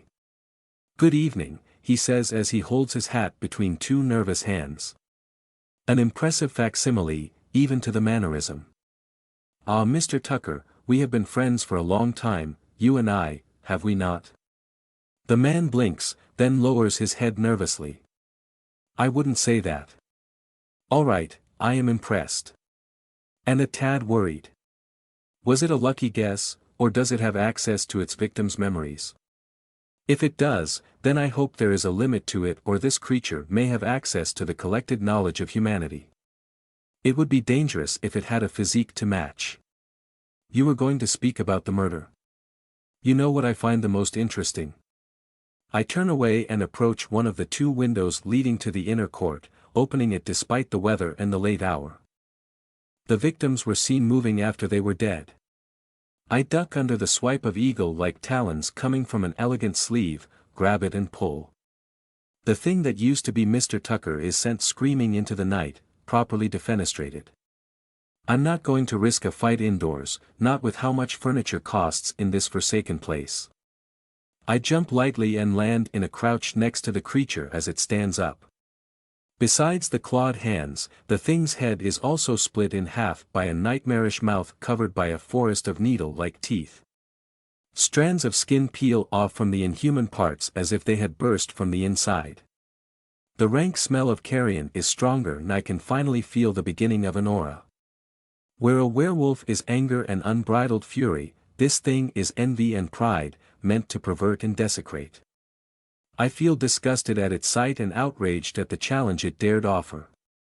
Judging from the speed of its attack and the strength it exhibited when slaughtering its prey, the creature is slightly more dangerous than a Wendigo. I am offended that something so weak would trespass on my territory. What are you? It still speaks. I, however, am done. I move in and dig a hand in its chest to find nothing. Not a hint of blood. Only layers upon layers of parchment-like skin. I recoil in surprise and swipe its face with a similar result. Only a trickle of blood drips from a few teeth I raked in passing. Before I can attack again, Tucker's face just falls from the monster's head like a poorly pinned drawing from a wall, and below I find a young, handsome man with a haughty composure and deep blue eyes. The clawed hand extends towards me and my foe's aura flares, its tainted nature supplemented by the shimmering aura of spellcasters. Fire whip. I focus. Deep in my mind palace, the statue of the transformed herald shines an ominous blue light, and in the real world, purple essence lines my claws. I swipe and the spell breaks, its heat dispersing harmlessly in the winter air. The surprise in its eyes is precious. An instant later, I pierce them and see a satisfying fountain of fluid emerges from the wound. Then the creature screams. The horrible and tremulous sound is ear-shattering, and the music inside of the dream stops. What the hell was that? Oh no, you little prick, that's my business you are trying to disrupt. I prepare to jump after it but reconsider. The creature is turning tail and I cannot butcher it in the courtyard. curtains are already being thrown aside by alarmed patrons. A change of scenery is called for. I let it run away and whistle. On my right, the stable's door bangs open and Métis comes out, fully harnessed. She is massive, a towering black presence that fills its surroundings with an ominous aura. Her hooves thunder on the packed snow as she trudges forward. I grab a leather strap on her chest and nimbly twist around as she passes me by, landing on her back. Métis is never saddled. The harness is only here to keep my hunting implements secured. I don a black cloak I had prepared and we rush left on a side street after the fleeing shadow. The creature is fast, but Métis is faster. The light of the moon reflects on a pair of panicked eyes, dark brown this time. A new face is shed and its limbs grow thinner and longer, then it jumps on a nearby roof.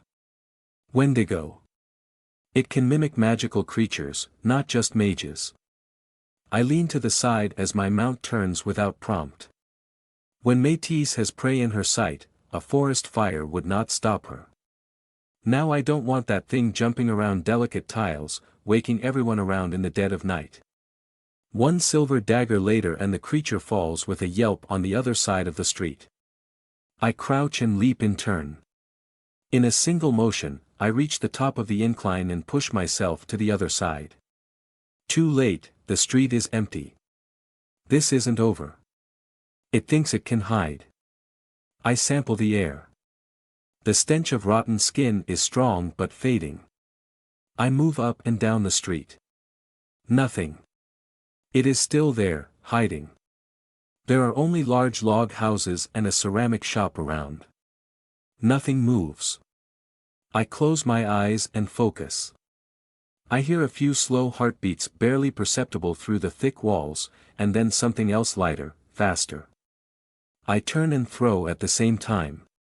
My third and last dagger hits my prey, a huge bat almost 50 feet away, which shrieks and falls in the snow. What? That is not my prey at all. With a revolting squelch, a stag emerges from the remains and flees away. Never mind, it is. I rush after it and hop on Métis as she joins me from a side street. We gallop down the street like a charge of Hessian hussars, leaving clouds of brown and white in our trail. The stag is close enough that I could shoot or catch up to it, but it is currently heading out of town and that suits me just fine. Métis will have her fun and I will have my peace of mind. We lightly jump over a fence and the last of the houses fall away. In front of us, there is only an endless sea of flat snow dotted by the odd copse of trees, shining like powdered diamond under the moonlight. The stag has grown large enough to break a path through the pristine layer. I can hear its panicked breath and Métis' own as the frigid wind caresses my skin. My hood falls back and my hair is free. There, under the dark heaven, there is nothing but the three of us dancing a ballet with an end as old as time and just as inevitable. It will soon be over, but for now, we race and I cherish the moment. With Métis now at full speed, the distance between us closes until the metamorphosed horror can hear the nightmare at its back trampling snow beneath its cruel hooves. It darts to the side and enters a thicket. I hear another crack, yet another discarded skin, and take out my large game spear. Another one of my creations, this lance is a weapon designed to hunt from horseback. It has a spiked guard designed to keep the harpooned prey away from its wielder and a silver and steel blade 2 feet long, enough to pin 2 grown men to a brick wall. I lower it in anticipation. The largest werewolf I have ever seen emerges from the treeline. Its fur is dark and criss-crossed with claw marks and other scars. It opens its fanged maw and lets out a monstrous howl, a promise of blood that would make any mortal pale and any horse falter. Métis is not any horse. She accelerates, eager to answer the challenge. I lean into her, use my legs as support and catch the surprised foe in the throat. The spear lifts the beast off its paws and I stab it in the trunk of a great pine as deep as I can. Without waiting I jump off for the kill. I don't know how many layers of skin this thing has, but I certainly intend to find out. Even if I have to spread enough human vellum on the forest ground to furnish the Library of Alexandria. It's going down. Now. I savage the chest, break a clawed limb. With another hand, it quite literally grabs its face and discards it. The flesh disappears and a large bird is freed. The head. Of course. I grab the feathered head and tear off its beak, which breaks without resistance. We tumble on the ground as I ravage layer after layer of caked dermis, sometimes an animal but mostly humans. I do not hesitate when the creature changes into a child, or a pleading mother, or a sad-looking old man. Childish and pathetic. Such artifice is wasted on my kind. After 20 more faces, I stop the cast of another spell, then rip off the muzzle of another wolf, then break the spine of another wendigo. The skins are now shed faster, the creature desperate to break my hold by changing shape as fast as it can. A hopeless struggle. The only thing it unsettles is my sense of smell. I stop counting the shapes. I just slice and rip and tear and catch a limb when my captive manages to slither away. This is no longer a fight, just a messy execution, and after a few minutes my claw draws blood.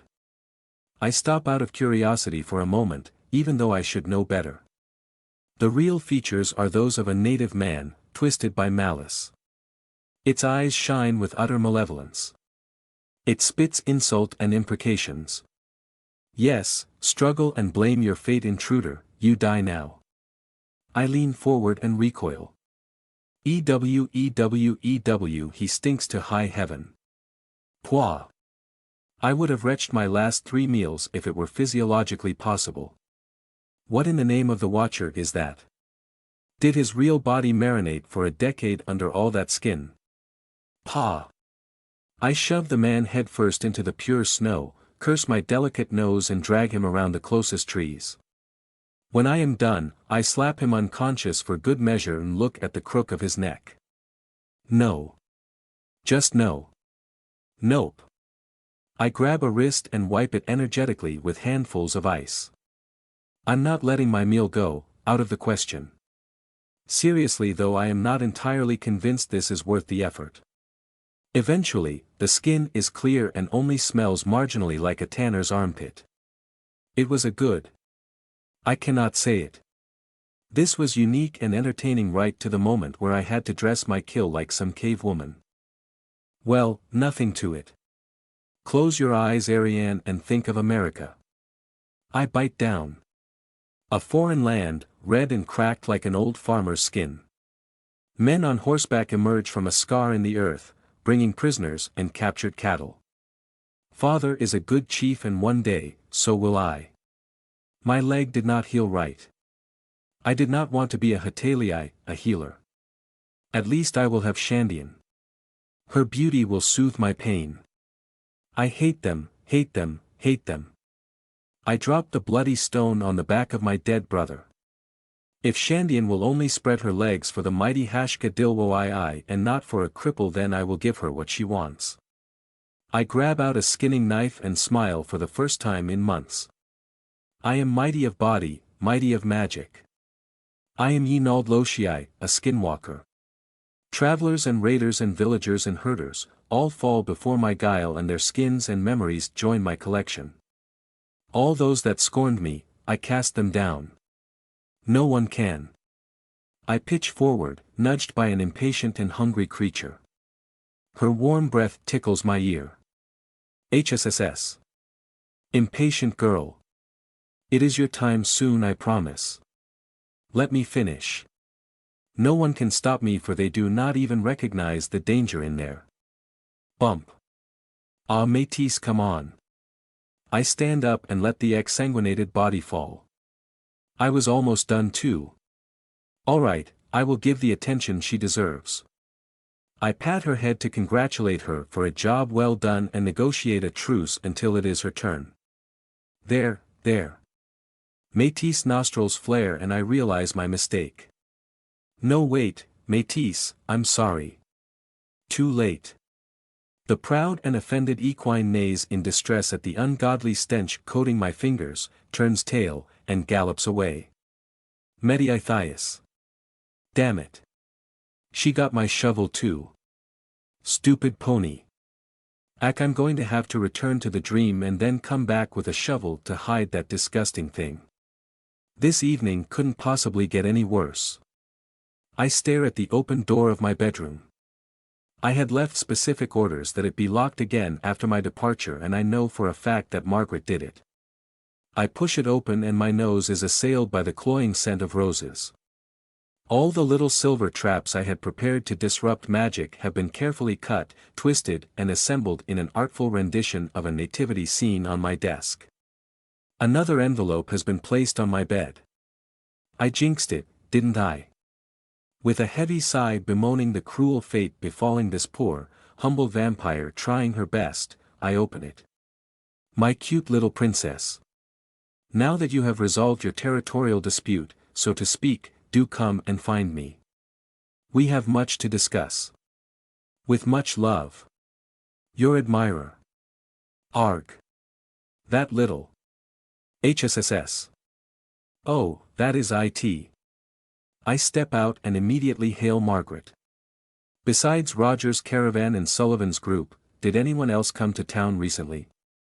No, mistress, the town is entirely devoid of travelers. I am not sure that handsome gentleman even stayed. What? A handsome gentleman? What handsome gentleman? This the first time I hear about this. She blinks in surprise and her mouth twists with worry. I never mentioned him before. I apologize, mistress. Never mind that. A handsome gentleman. Right. At least I know where to start looking. First, the Swan, the only formal establishment in the city. This is where visiting dignitaries and clergymen stay while they pass through town. Officially at least. I shall start my search there. Failing that, I will return to the Seamstress Union tomorrow and ask Debbie where that man is and why she failed to mention him before. This is just unacceptable. The Swan's main entrance reeks of roses. A fully blossomed flower thrones proudly next to the clerk's desk. Unbelievable. Excuse me, sir, I am looking for a friend. Of course you are Ms. Lethe. Please refrain from disturbing the peace and silence of the place while you are here, yes? The clerk, a tall and thin old man with a respectable air, struggles not to smirk at his own joke. I should have woken John up. I lean forward and stare him in the eye, letting a hint of threat slide through my composed mask. The owner can afford to disrespect me in public, sir, can you? The sneer turns to anger, but I recognize him now. He is the night manager for this inn. Mostly incorruptible but not exempt of weakness. Can you, Phillips? Can you afford to be unprofessional? What will your daughters do if you lose your income? The sneer falls. I will ask you to leave, madam. After I am done.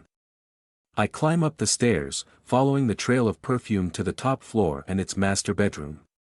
I open the door to a well-furnished receiving boudoir around a fumoir occupied by a roaring fire.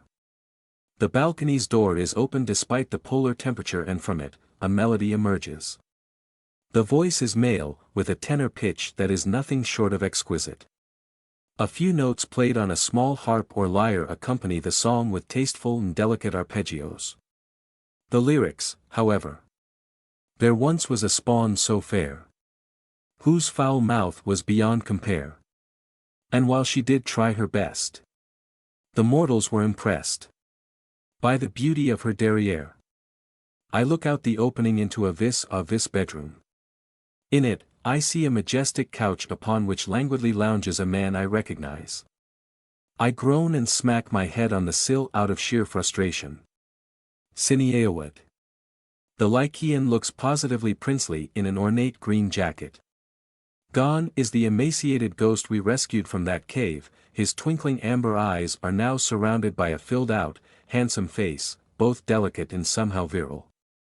His hair is grown and surrounds his face in a pleasant halo, shining like wheat under the July sun. As I watch, a golden shimmer comes upon him, and for an instant, his colors grow incredibly vivid before fading back to normalcy. Good evening, Poppet, it has been too long. That rake. He planned this so well, I cannot even pinch him as he is in someone else's home. I even see a white leg emerging from the heavy bed cover, distinctly female. Something clicks in my mind as I remember this part of town and who the house belongs to. Sinead, is that Louisa Watson's bedroom you are in? Ah yes, Louisa, such a precious young woman. She has a fiancé. And they will be promptly married within the next 2 months thanks to me, I guarantee it. The lad should feel grateful. Sinead. I even taught her a few tricks that will positively delight him. Oh my cough Sinead you absolute cad. You will wake her up. I am not here to talk about my delicious snack, no, I am here to discuss our upcoming cooperation, he adds with a devastating smile. Cooperation my posterior. How dare you? Tut tut tut I did tell you I would test you when we next meet. Can't say I am impressed. It took you long enough to find a man who does not even try to hide. I was otherwise engaged. What, with the skinning monster? PFFFFFT laughable. It should not have taken you more than a few minutes to take it apart. Arg. But let us first leave this dreary place. People here are so stuffy, so officious. Reminds me of the court back home. I have had enough seducing the virtue off of spout frogs mind you, I want some salacious lasses climbing all over me, 3 at a time. You are so dead. None of that. I have a wonderful proposal that you will not refuse. Just offer me the hospitality for a week and I will expose it in detail. I don't see what. I have the location of the Order of Gabriel's main prison on the continent, less than 2 days of travel away from this city. The end of my sentence dies on my lips as Sinead smiles like the very picture of innocence. He is telling the truth, without a doubt.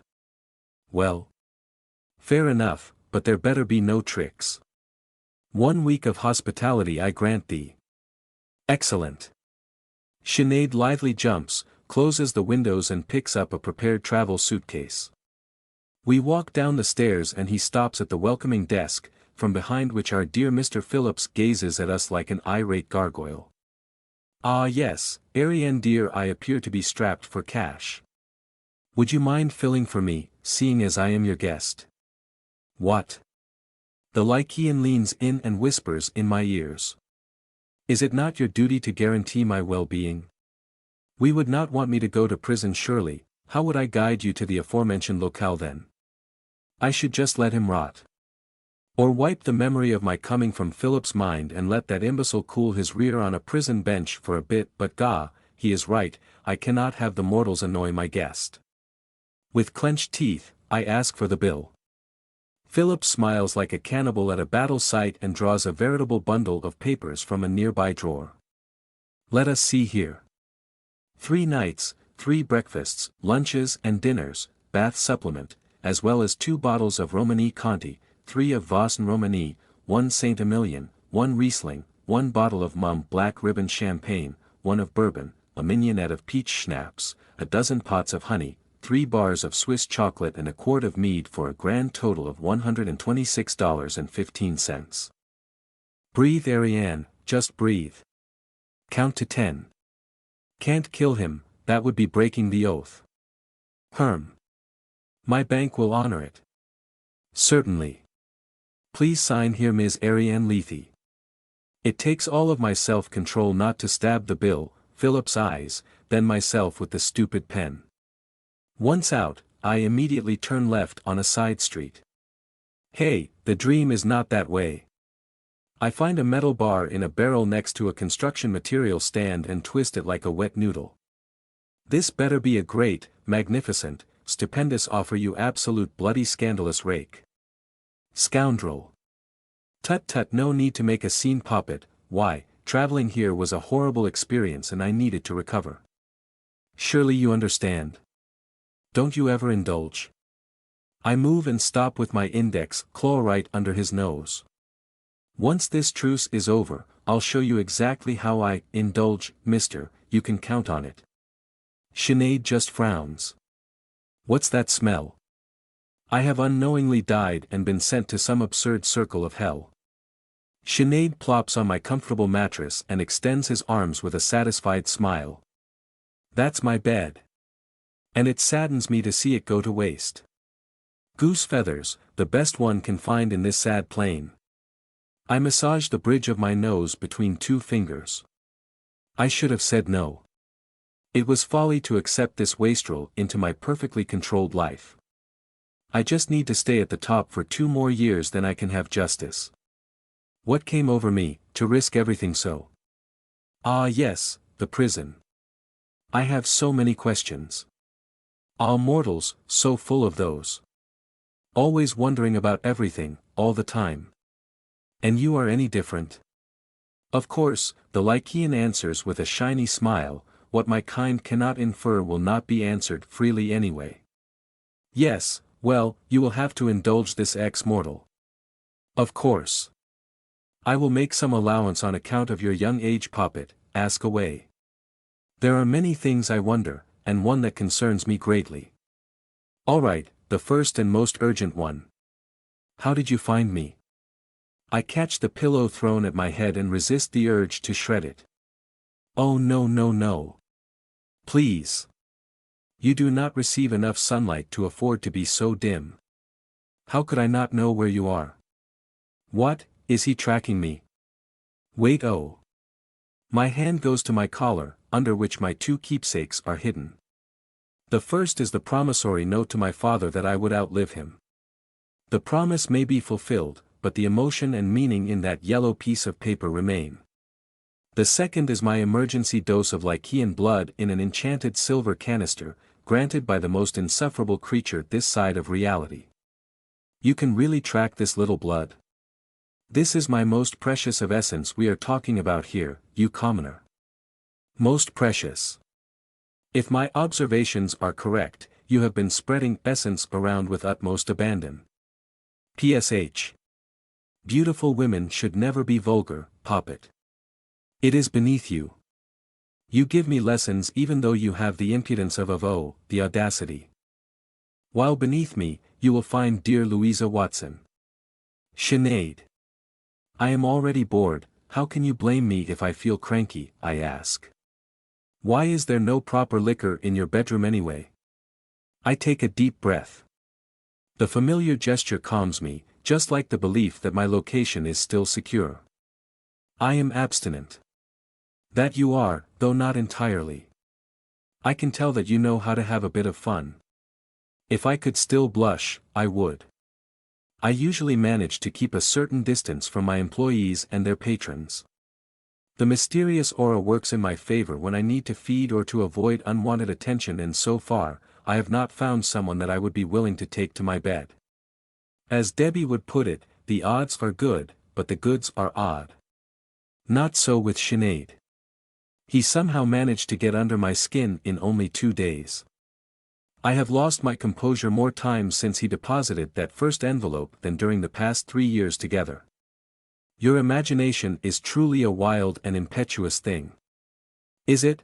He answers with a smug smile, then reveals a book I had on my night table from behind him, opens it at a random page and reads in a falsetto voice. O Lord Alejandro, I can wait no longer. I beg thee, sheath thyself. Give it back this instant. The uncouth rogue does not resist as I grab my ahem, relaxation book and put it back where it belongs. So embarrassing. Would it not be nice? I turn around to face him. He is just standing there, looking awfully suspicious by not doing anything. What?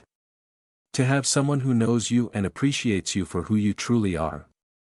Someone mature and skilled you could depend on. When did he get so close? Would it not be nice to finally let go in the arms of a man you could have loved? His perfume is tantalizing. Seeing him again makes me miss Loth, Isaac, Dalton. I am so alone here, surrounded at all times by employees and cattle but not friends. I cannot bring someone in my confidence here, for how could I? How could I share what worries me with a mortal without sending them screaming to the nearest church? And I cannot expect anything valuable from cattle whose sole purpose is to please me. The mortals are at it downstairs, and in the city around, night after night. Being merry. Embracing each other. Whispering things about love. Making it. Sinead is insufferable, and I would not trust myself with him, but perhaps just a kiss? To see what it's like after waiting so long. What would be the harm? I should have had a kiss from someone brilliant and fetching for so long. I deserve it. I deserve to have someone take care of me, for a change. Sinead is witty, elegant and experienced, and he could charm the undergarments off a nun.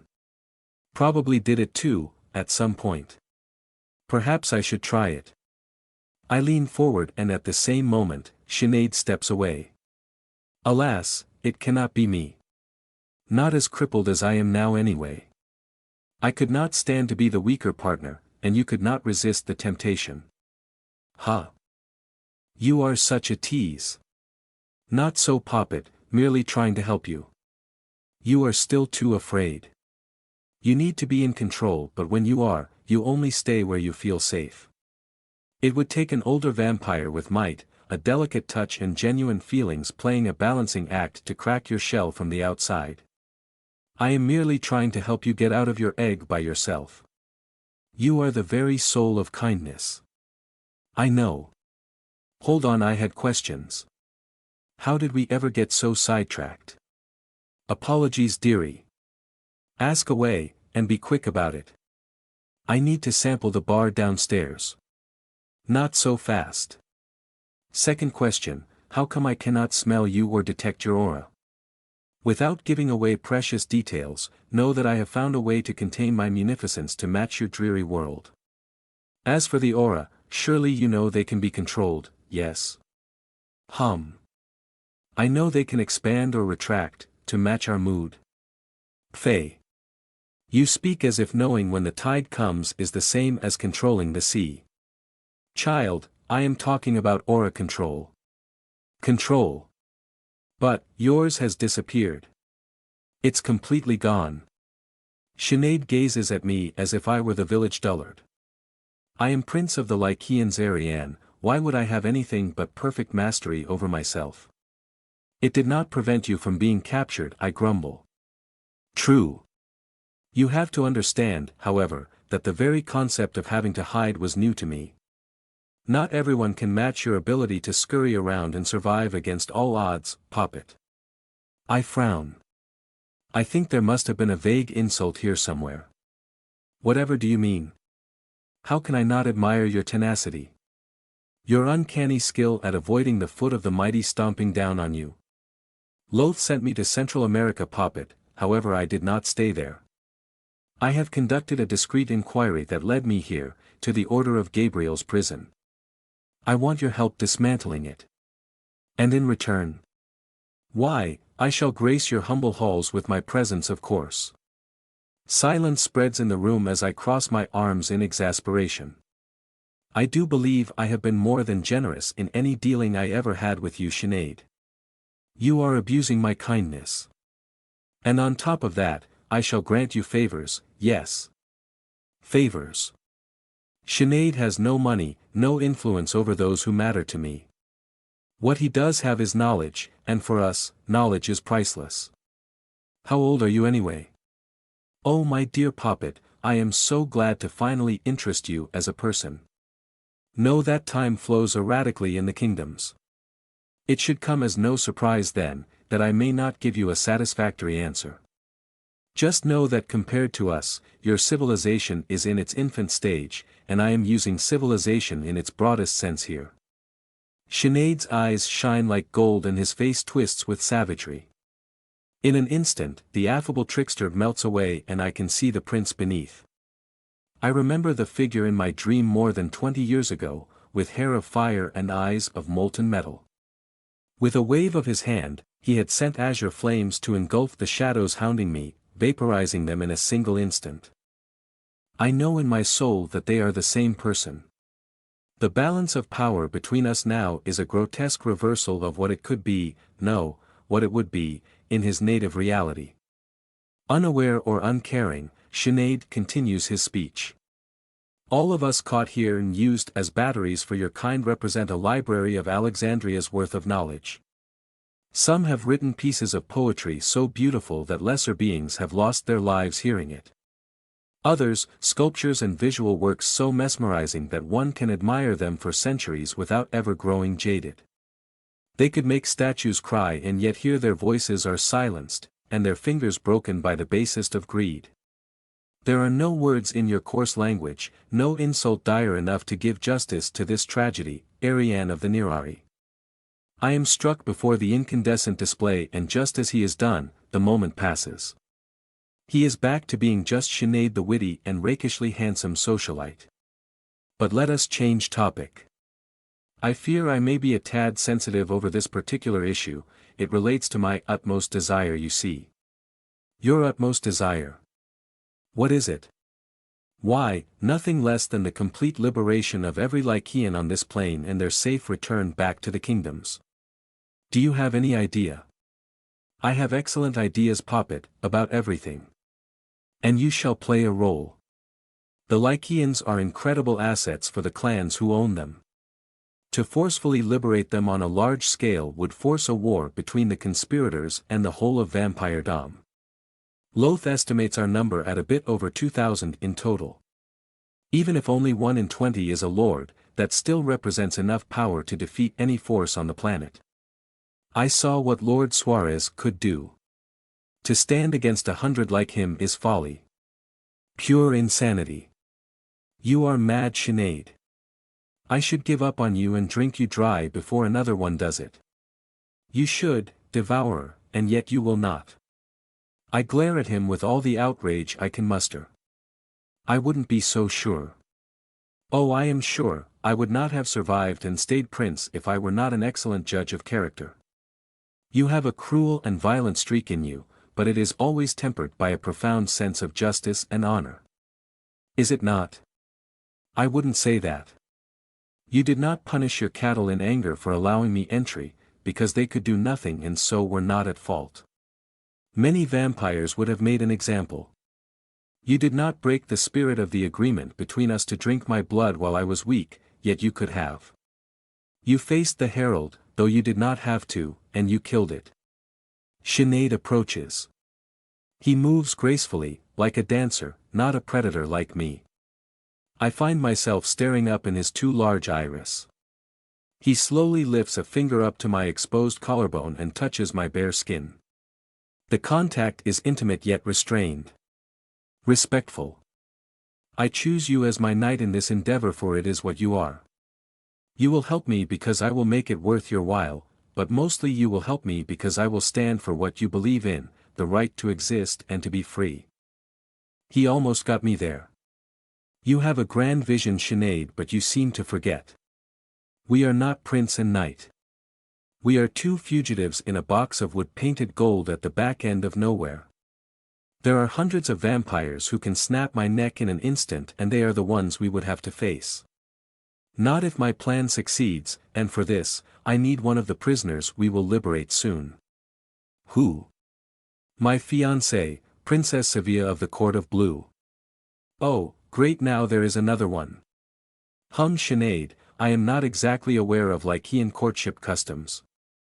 It is considered an excellent omen if the husband has already fathered several bastards with lesser beings.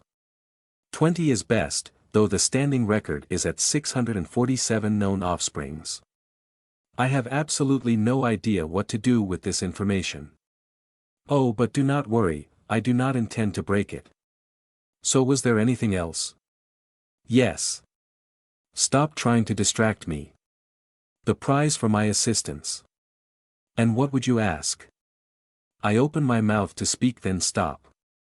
Sinead looks like a teacher with a predictable student. He expects me to ask something. You will teach me how to hide my aura like you do. Of course. And you will help me practice charm. Naturally, I am sure we can make this the entertainment.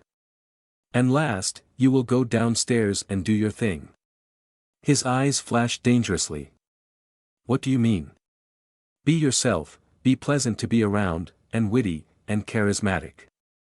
We offer a good service. What we lack is cachet. Credence. I see. You want my aura, so to speak. The figurative one. I nod. Sinead leans forward, the very image of amused contempt. I memorize that fantastic expression for later. Of course, puppet. I shall do this for you. Good. For how else could I keep myself entertained while we wait for the snow to thaw? What? Marquette, March 1832. The geraniums are blooming in pretty shades of pink and blue. I make my way from one pot to another, pouring a little bit of water each time. I am surprised they survive at all. I have slain so many people I have lost count, animals fear me and I am barren. I almost expected my touch to wither plants, yet here they are, uncaring. Pouring water is soothing, a task that was listed as a ladylike activity by that book on good manners I read 20 years and a lifetime ago. Perhaps there is some truth to it. You can also throw the metal sprinkler at someone's head in a pinch. Once I am done, I step out and take the report that Margaret hands me. Some issues, mostly negotiating new contracts, have been solved by Sinead while others by their respective managers. I note in passing that Kitty banished a girl for theft. Harrington had to break the arm of a patron and Sullivan made a fuss, but could not press the matter. Something interesting. There is a suspicious group of men camping a few miles down the road who have been coming to town to buy supplies and inquire about some escaped criminal woman. They have a precise description. I'll handle that one myself. I walk down the stairs. Tonight, I wear a comfortable riding gown in royal blue as well as a scarf of the same color. John is waiting, as usual, at the bottom of the stairs. When he sees my attire, he greets me with his big, ugly smile. We go for a midnight stroll. That sounded suspiciously like something Sinead would say. Did my friend explain what it means? John thinks for a while, his face scrunching in concentration. No. Yes, we are going on a midnight stroll, later. First I need to talk to the odd ones. Have them wait by my workshop, all right? Thy will is my command, he says, standing as straight as a grenadier on review. He salutes then leave. I shake my head in disbelief and enter the main room. It has changed a bit since last time. We used to have a large scene at the back, where performers would dance or sing. Sinead made it into an elite place, separate and above the rest. The shows are now under his direct purview. I am genuinely impressed by the results. I was expecting my regulars to complain but Sinead enchanted them all. He is simply magnetic, distributing jokes, praises and rebukes so that the room revolves around his presence. Every night he presides over the assembly like a king hosting a decadent feast. Men come to pay homage, drink a glass with him and leave feeling special. He flatters some before the girls, asks others about their troubles, pats a shoulder here, shakes a hand there. They adore him. They worship him. They would do everything for him. My employees love him too, he is just that smooth. I even caught Oscar smiling and that happened twice since I hired him 8 years ago. Truly, the man is a miracle, one that extends to business. Since he arrived, our sales have increased by 20% and our offer is diversified with very advantageous contracts. I could not be more pleased. In theory. I am slightly annoyed that he is so much better than me. I cannot even blame it on experience. Sinead is just a peerless socialite. He could sell rotgut to a moonshiner and they would thank him for it, then invite him to dinner. Then he would abscond with their wife. Frustrating. I enter the saloon to see that festivities are in full swing. A passably drunk duet is playing something while the crowd laughs raucously. A few stairs lead me to where my friend holds court. Couches and low seats are gathered around a coffee table. The man himself is relaxing comfortably with a woman in each arm, Janet and Hilda if memory serves. They look at me as if I caught them red-handed. I let Sinead sleep in my room since I do not use it anyway, and most assume we are lovers. I made it clear that I was not jealous, but the two pretty faces in front of me are still worried. They are caught with the alpha male by the alpha female. With a smile, I dismissed their concern and leaned towards my friend. It's time, let's plan the operation tonight. Sinead, stop trying to stare down my cleavage, it is unsightly. Ah, but I can feel the touch of frontier spirit in my heart, urging me to explore yet untouched territories. Keep exploring and the next thing you shall feel in your heart will be my right hand. We have work to do. Yes, yes, lead the way, Poppet. The workshop is at the back of a corridor of brick walls, behind a secured steel door that would give most bank robbers a stop. 5 armed men and 1 woman are waiting for us in silence. I unlocked the door and let everyone into my sanctum. When I left Georgia, I only had clothes on my back. Several generous donations from travelers and bandits gave me what I needed to get by, and when I reached Marquette I settled down and contacted the consortium. To my surprise, Loth had left me most of his crafting tools, with a letter arguing that he could get much better stuff back home. Lies, of course. He just used his usual gruff way of helping me and trying to make it seem like I am the one doing him a service. Besides that, there are also my weapons, my spare battle apparel, painting tools and other raw materials. They have all found their place here. The room is a long rectangle taking half a wing with 3 exits, the one at our back, a trap door leading outside and a secret passage to my real bedroom, which houses the secured sarcophagus. The walls are of dark bricks with alcoves set at regular intervals. Support pillars dot the surface, against which I have placed lanterns. A large central table surrounded by wooden chairs occupies its center. On it, maps in yellow paper display the town and general area, with pins showing the most recently formed hamlets. The newcomers look left and right at working benches occupied with current projects, the well-ordered tools and the weapons rack. Especially the weapons rack. Sinead whistles as he follows the shaft of my modified boar spear with a light touch. His gaze rests on the engravings on the blade, then on the smithy in the corner, then back to me. A woman of many talents, he adds with a smirk. The rest of the group sits heavily in their chairs. They are people of few words, just the way I like it. The odd squad is composed of 2 Creek brothers, 2 escaped slaves, an old mute and a large woman with graying hair and a cruel streak a mile wide. They are the ones I call upon for all the discreet work that some may find unsavory. I can count on their discretion, not least because they do not have an ounce of credibility between themselves. I will admit that they are also a disciplined group and the old loner is a crack shot. Seeing as we will go after dedicated monster killers who have a tendency to bless everything around them, I figure that the time is right to recruit mundane helpers. Let us start. Sinead, can you tell us where the prison is and what we will be up against? Well, I don't know where it is exactly. He lifts a hand to hold my protests. I extracted all the information I possess by interrogating a member of the order. I never saw the compound itself, but I know how to get there and what we will find. He points at the area map towards Marquette's northwest. 2 days' travel from here, there is a small depression in the middle of a vast plain where our destination lies. The approach is completely devoid of cover, and under constant surveillance by teams of sentries with fanatical devotion to the order. Only the most steadfast of them are hand-picked to guard it. I will mask our approach until we can close the distance and neutralize the watchers.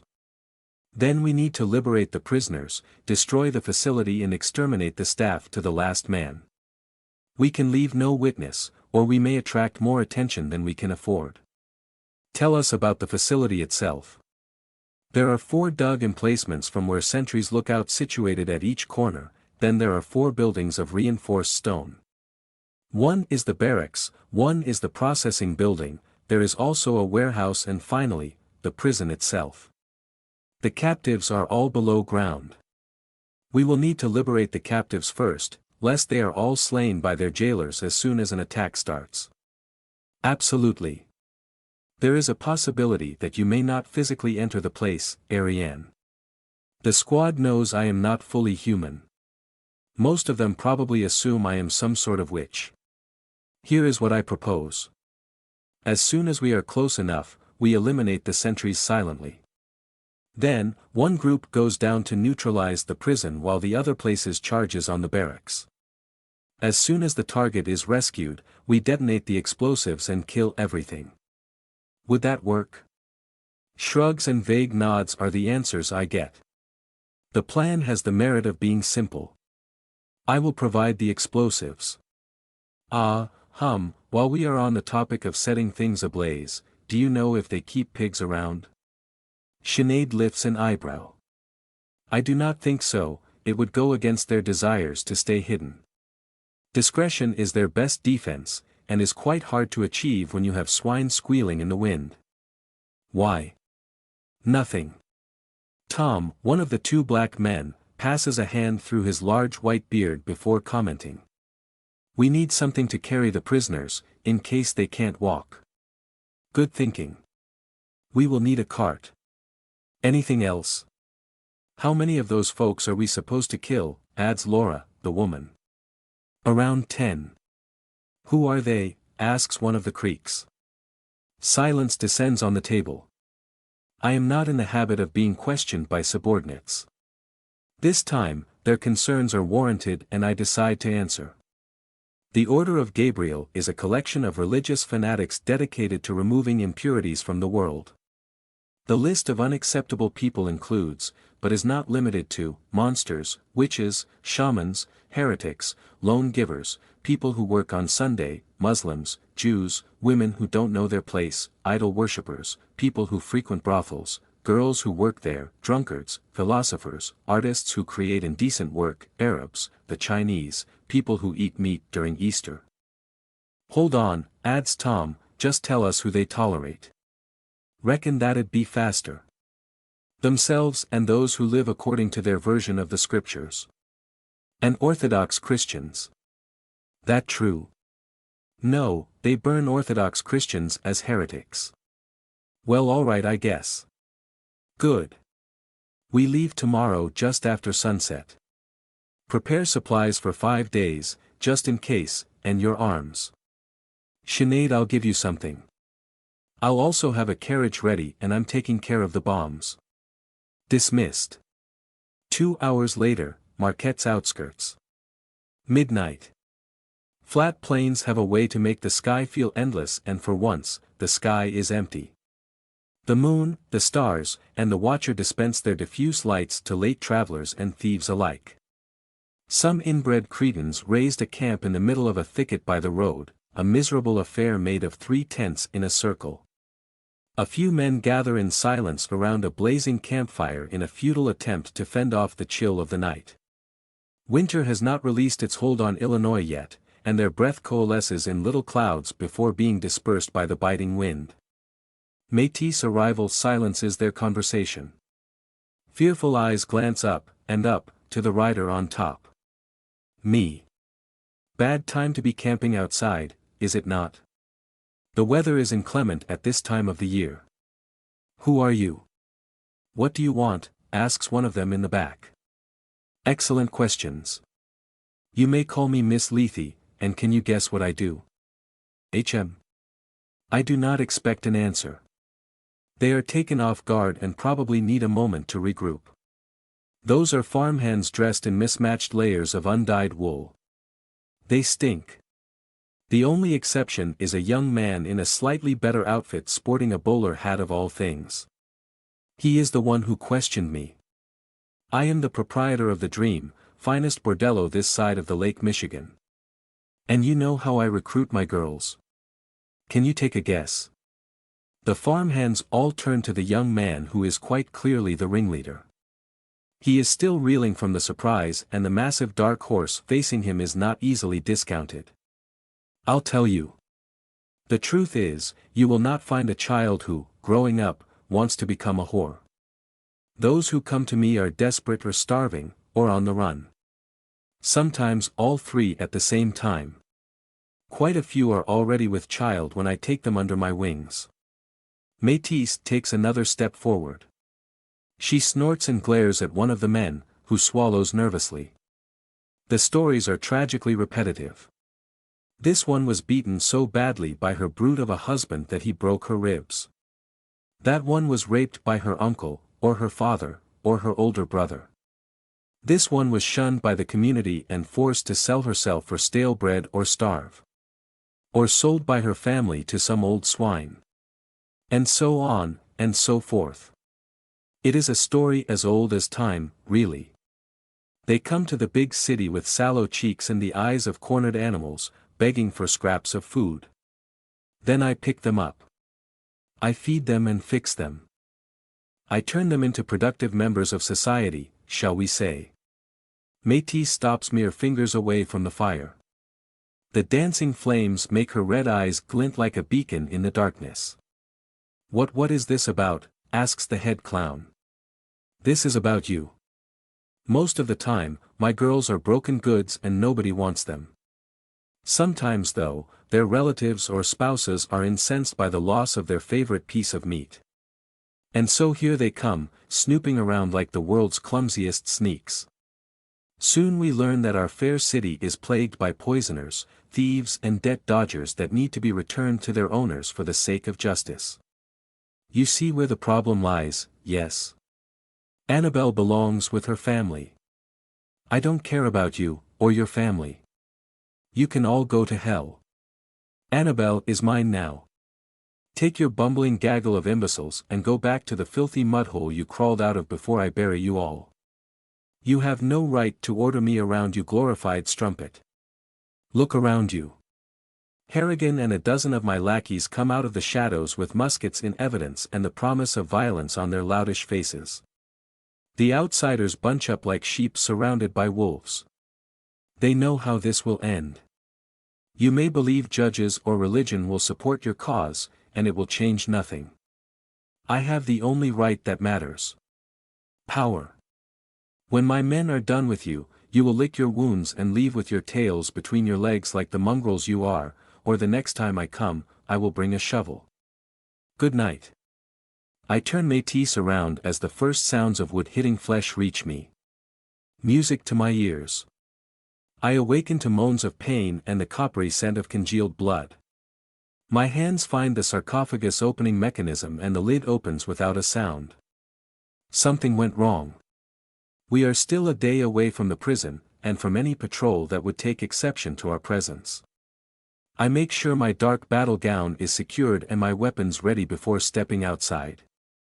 I left 7 men and 1 woman in good health at dawn. Now Laura is missing, Tom is dying on the grass and we are short 3 horses. The survivors have formed a scattered perimeter along a ridge with a sheer cliff at their backs and a sharply declining slope on every side. Tall pines and large boulders dot red-tinted earth covered with dried needles. There is almost no cover to be found. This is a defensible position, and a death trap. We have our backs to the wall, quite literally. Farther down, I hear the soft murmur of running water and footsteps of encroaching foes. We have also gained a few newcomers. For natives from a tribe I do not recognize have gathered with us. One of them, older, is praying softly while the others look out, clutching spears and bows in their nervous hands. Their faces are deep red and cracked by years spent under a merciless sun. John is the first to notice me. A smile of utter relief spreads on his simple face. Ms. Lethe. Ms. Lethe is here. He is quickly silenced, but now my presence is known. Sinead lifts the musket I gave him and crawls towards me. Ah, Poppet, I am ecstatic to see you up and about. We find ourselves in a bit of a pickle. You don't say. Tut tut, sarcasm does not become beautiful women. Less seduction, more explanation, please. Of course. We are beset by, and please believe me when I say this comes as a surprise, cannibal monsters. Yes. As to how we ended up in this predicament, we left late afternoon on schedule and made good time on our journey west. Not long after, we came across a group of natives and decided to group up for safety. Then an hour ago, the path led us to a rickety wooden bridge over a deep gorge. Laura had point and crossed first to see if the structure was sound enough to pass with our wagon. They fell on her like wolves as soon as she was on the other side. For the first time since he arrived, Sinead shivers and I see unease piercing though his usually unflappable countenance. Something terrible must have happened, and his usually jovial nature has been replaced with obvious worry. Thin men dressed in leather. Fast and feral. They unhorsed her and brought her to the ground in seconds. She managed to fire one shot and got an assailant in the chest, but he stood back up and joined the others. Sinead licks his lips, unsure on how to proceed. They ate her alive, Ariane. Starting with her face. The screams were something I could have done without. He lowers his eyes and takes a deep breath, trying to regain control. When he looks up, only cold resolve remains. My dear, I am aware that the success of my project is far from guaranteed, but please, if it comes to this, do not let me be eaten alive. I would die of embarrassment. Not to mention, they do not deserve to taste a flesh as delicate as mine. You won't fall to them. Continue your story. Yes, of course. Many more of those things jumped out of the woods. They were frenzied, insane. I believe they were waiting in ambush but could not resist, and their lack of control saved us. I had everyone turn around and retreat as more of those came after us. We managed to hold ourselves and the horses together for a while, yet despite my best efforts, they soon caught up to us.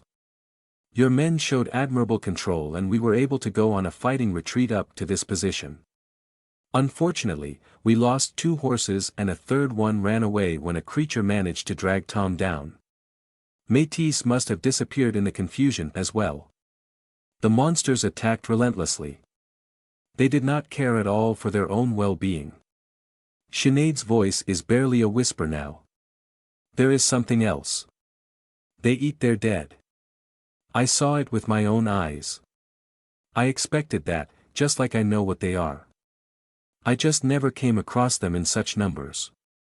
Wendigos. They are organized now, enough to set up an ambush. Enough to take down a heavily armed convoy. The world is changing and I am not sure if I like it. I could go out and slaughter them. I am confident that they would all die, but I also lost someone in the past by being overconfident. My priority should be to keep the rest of my allies alive. I need to stay with them. Now, should we make a stand or move? It would be more difficult to keep everyone together if we try to break out, not to mention the horses may panic. So I need the Wendigos to strike and slaughter them as they come. I also need to wipe them out. If a majority scatters and leaves, I may not be able to hunt them all before dawn and then the group would be vulnerable to a counterattack. We need bait. I turn to Sinead just as I hear approaching footsteps at the edge of my perception. Somebody is coming. I'll stall them. Walk around and prepare a fallback circle against the cliff. We need to fire on them when they attack, then draw them in and deny vision to their reinforcement. To my surprise, Sinead obeys without comment. Our situation must be dire indeed for him to eschew his acidic wit. Ignoring the urgent whispers spreading around, I step onto the ridge to await the monster's envoy. Down the slope, a hungry mob of fighters has gathered in a loose line just out of musket range. The mass seethes and writhes in a tide of lean flesh and salient bones. Their sour musk pervades the very air. As I watch, a figure approaches. The man is larger and while still lean, he is not as skeletal as some of his brethren. He walks leisurely forward in a smooth gait that sometimes reveals his leathery skin and below, muscles like corded steel. I take an involuntary breath as I recognize the 2 crossed bands on his desiccated brown outfit. Our native allies during the battle at Black Harbor wore something similar. Those are Choctaw Wendigos. Neshoba, my friend. No. I refuse to believe it. They are so far from their land. No, it cannot be. I must have made a mistake. Or they are raiders. Or exiles. I shall learn the truth. Why do you come to us dressed as a Mingo? The man stops and looks up in surprise. His black eyes inspect my body, and when they reach my midriff, he licks his lips.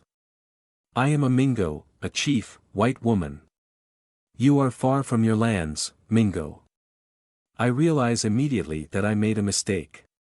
The chief's visage twists with inhuman fury, revealing a jagged set of teeth. To my surprise, he regains control almost immediately. You do not know. Know what? He laughs. It is a mirthless and broken sound that grates the ears. A mockery of the real thing. We are so insignificant that the white men of the north do not even know what their leaders have done. I do not understand. Then I shall tell you, white woman. I shall tell you how we ended up here like this. So you know how we were betrayed and why you die. Long ago, my father fought alongside your warriors against the Creek and the English both. He was there with Pushmataha when New Orleans was saved from the invasion. We thought you our friends, bound by blood spilt and shed together.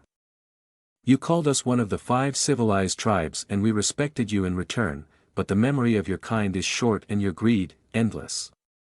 2 years ago, we were invited to a feast at Dancing Rabbit Creek and told we would have to bow to your rule or be exiled west. I saw how your free men were treated, so we left. We could not fight you. Your kind cheered as my people walked through your cities because they knew there was new land to be had. All of our previous treaties meant nothing. We did not deserve to be treated with honor. I should have taken my war club, painted it red and died like a man. Instead, we were led into the swamps by incompetent guides. We lost our way. Many died on the trail of tears. The fallen chief's gaze is lost in the distance and his voice grows heavy with memories. I am surprised by his self-control. I never thought Wendigos could even be articulate, and yet his command of English is flawless. I was so hungry. I ate a crawfish, raw, with the pincers. And worms. My wife. She was chewing her own fingers. For a few moments, remnants of humanity bleed through the creature, only to disappear as the thing returns its attention to me. He has grown cold. His eyes are 2 black pits of nothingness smoldering with scorn and anger. He steps back and screams. The sound is guttural and charged with meaning. It speaks of carcass eaten to the last pieces of cartilage, of broken bones with the marrow sucked off. It speaks of hunger and madness. There will be nothing left of you. Then he steps away. He is lucky I need him alive. That scream sounded like a challenge. One I will answer. Later. I trot back to the wagon and take out my rifle, then join my allies against the improvised trench. I can't see shit, comments Russell, one of the 2 black freemen. Good point. Light the lanterns and give them to me, quickly. The mute hermit and John scramble to provide what I asked. I take the first one as soon as it is ready and throw it. Everyone follows the piece of red ember as it arches through the sky, then crashes against a pine tree. Oil spills, setting the tree ablaze. The halo of scarlet light shines on the advancing force. It reveals parodies of men, some of them on all 4. Fire. Our side opens on the foes. The volley catches the creatures off guard and a handful falls. Unfortunately, the rest forfeits any attempt at discretion. They charge with throaty screams. There are quite a few of them, I'd say at least 30. I don't see their leader and deduce that he will use his more feral troops to soften us. Sinead and I fire our pistols, slowing segments of the incoming force as some of them fall on their dead comrades. Soon, the first creature is climbing up the ridge. Fall back. The others retreat to the prepared positions. You too, John. The simple giant hesitated, but he has never disobeyed a direct order, and today is not the day he will start. The others form a circle with the wagons at their back. The hermit and Russell reload frantically, preparing to cover the creeks who have taken out steel tomahawks and stand shoulder to shoulder with the red-skinned men. Somewhere in front, the lanterns have set a tree ablaze and dark silhouettes appear clearly against the red-tinged background. I cave in the first Wendigo's chest with a closed fist. Snap the spine of a second one. I move slowly, hiding most of my abilities. Those are scavengers.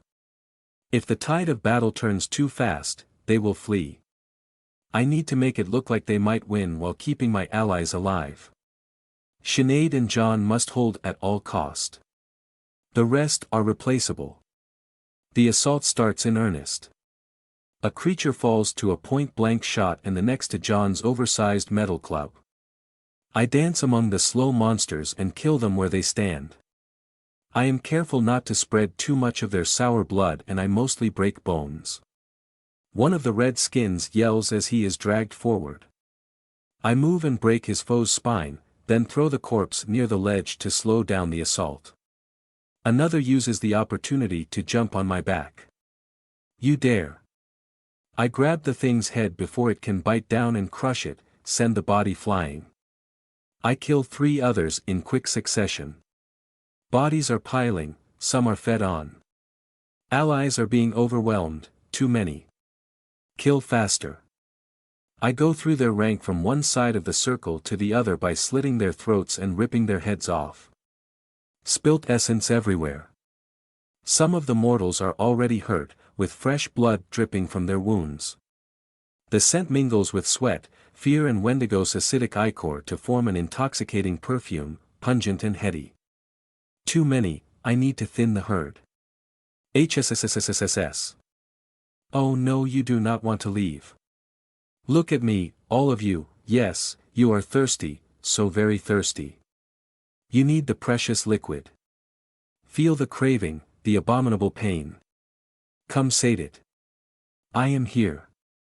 The creatures open their dislocated maw and scream in anguish before rushing me. Yes, come. This is my moment. The brothel, the politics and the others can all go to some lost circle of hell, this is what I was made for.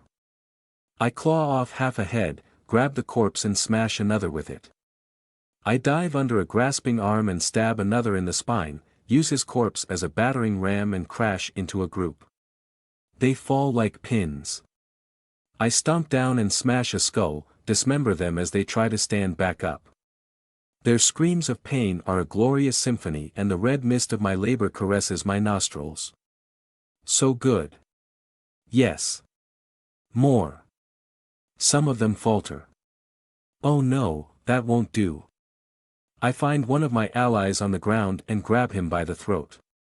He is wounded. Yes, he will do nicely. Scream. He obeys. Some others join in. The scavengers smell weakness as they recognize the sound of falling prey. The Mingo reaches the top. More than 2/3 of his base creatures are dead. The rest is spread on the floor, nursing wounds, or paralyzed by indecision. It roars in outrage. Pitiful weakling. You think me afraid? You are dog and I am queen. Ruahar. Its face twists in terror. It turns to flee. One of his better-fed companions extends a hand and mutters a word. A translucent snake emerges from it, only to be bisected by my blue-clad talon. You call this magic? Pathetic. Die. I massacre what is left of the retinue, gorge on their blood as the fallen one abandons the field. Yes, a bit of sport. Métis. The nightmare gallops seemingly out of nowhere and I jump on her back as she passes me by. We chase after the fleeing prey. It turns just before the end, so that I can see the disbelief on its face. Métis runs him down in a cacophony of yelps and shattered bone. It crawls away. I drop and grab it by the neck. It was a good hunt. He tastes pleasantly sour and powerful, with a tinge of regret and thwarted vengeance. The forest, moments before filled with the clamor of battle, falls silent. And just like that, the hunt is over. I drop the broken remains of the dead Choctaw on the ground and look around. 2 pines are still ablaze with sputtering flames, the sooty smoke trailing up to the sky. Bloody corpses are gathered in clumps where we shot them and where their allies fell on them to feed. The air is heavy with wood smoke, gunpowder and blood. I lost control, for the first time in 2 decades. I revealed my wildest self in public, in full view of my allies. I brought the odd squad because rumors coming from them would be dismissed and they know it, and this time it might not suffice. It is one thing to suspect your employer of being a witch, another to see her mow through supernatural creatures like a demon from hell. Oh, and I think I devoured a few of them, did I not? Yes, I did. Wonderful. Tremendous. Perhaps all that dismemberment was a tad overdone. Ripping the arms from your enemy's chest. So last millennium. Damn it. I did not need this. I must have enough men to assault the prison, access the areas that will necessarily be consecrated. The Order of Gabriel has been formed and trained to slay things like me, it is therefore wise to use mundane means against them. I cannot afford a mutiny before this is done. Métis nudges me and brings me back to the present. I tear off the leather strips from the dead one's stomach and leave her to her own feast. The walk back to the fortified camp is a long one as I fear what I will find and the decisions I shall have to take. On the ridge, only John is waiting for my return. He is looking around at the charnel pit that this place has become. His brow scrunches in confusion, then he turns to me and asks me with a calm voice. Why did they attack us, Miss Lethe?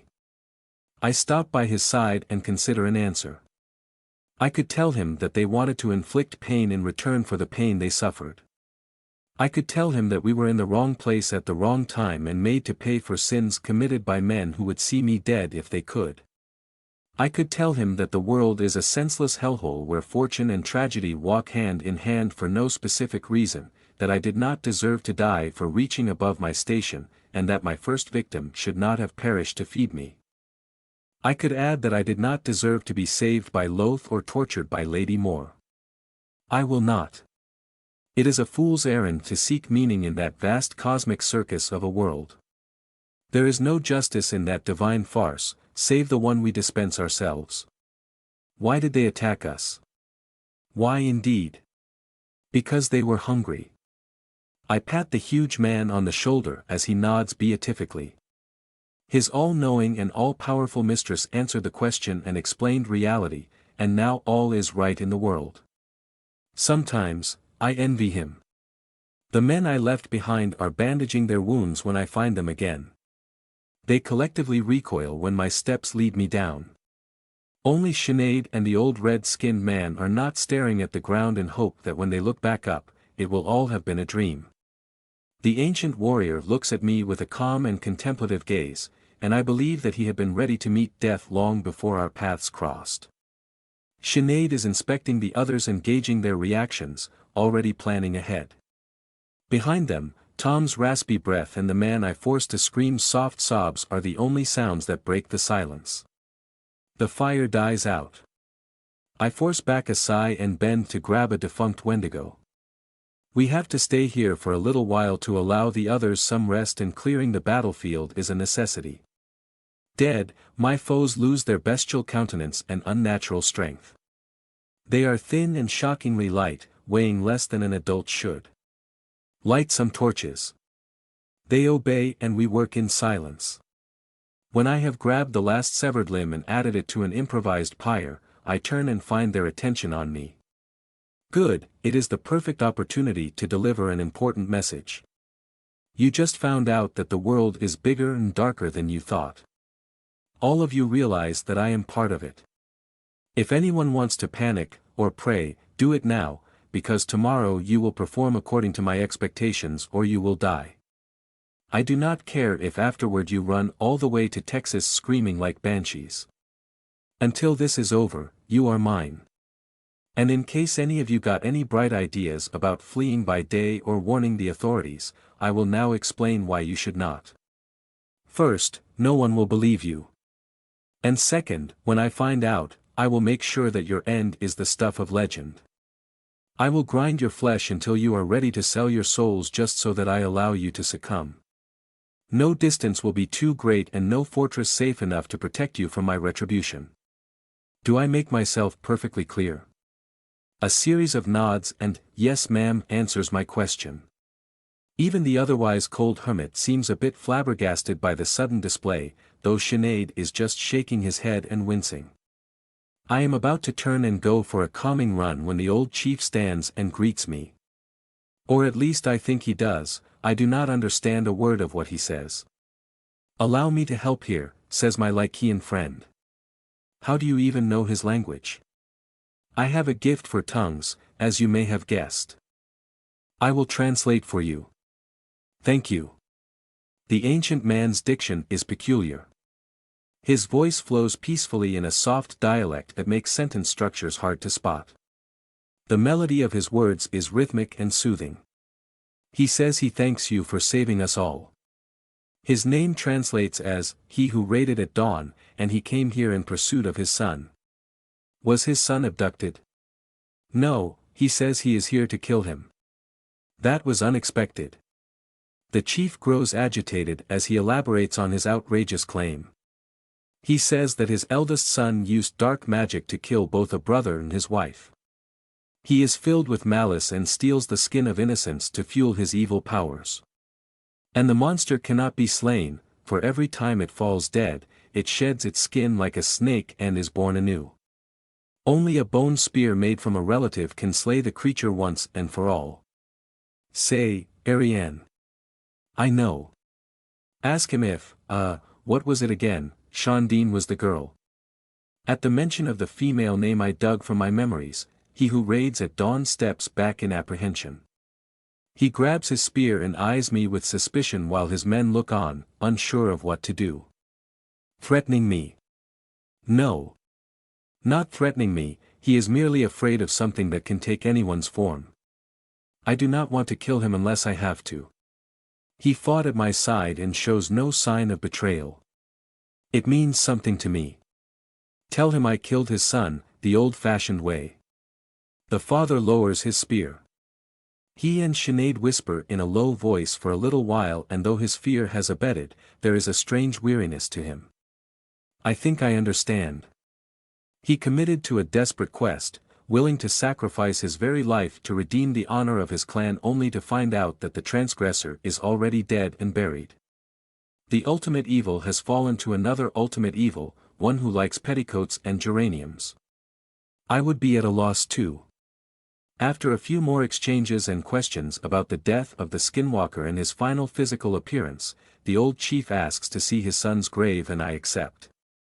He then proceeds to vaunt my powerful magic and the ease with which I channel the spirit of the mountain lion and to be careful not to let it take over. He adds that he will repay his debt by assisting us in our next raid. This might be the nicest thing a stranger has said or done to me after seeing me at work, and I smile at his graceful offer. The exchange goes on until Russell walks to me and announces that Tom wants to talk. I leave the others behind, and find Tom's harried form is at the back of the wagon. He has been bandaged, but the wounds are too deep and his normally clear skin is ashy with pain and blood loss. Strands of white hair from his beard are plastered by sweat to his clammy skin. Feverish eyes follow me as I approach. A stained hand reaches out from under his cover. I grab it and hold him steady.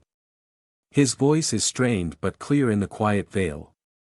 Miss Lethe, I have a wish. This is important. He is my fallen warrior. I must listen. I have no cause to hold a grudge. I knew I might die here if you could just look after my son. This is the first time Tom mentions a family. Who is your son? His name is David. I left him behind. Left him on the plantation. He was too young. I am so sorry, David. David what? King. The tobacco plantation of Mr. Dawes, in Louisville. I will find your son and buy his freedom if he still lives. You have my word. Good. Thank you.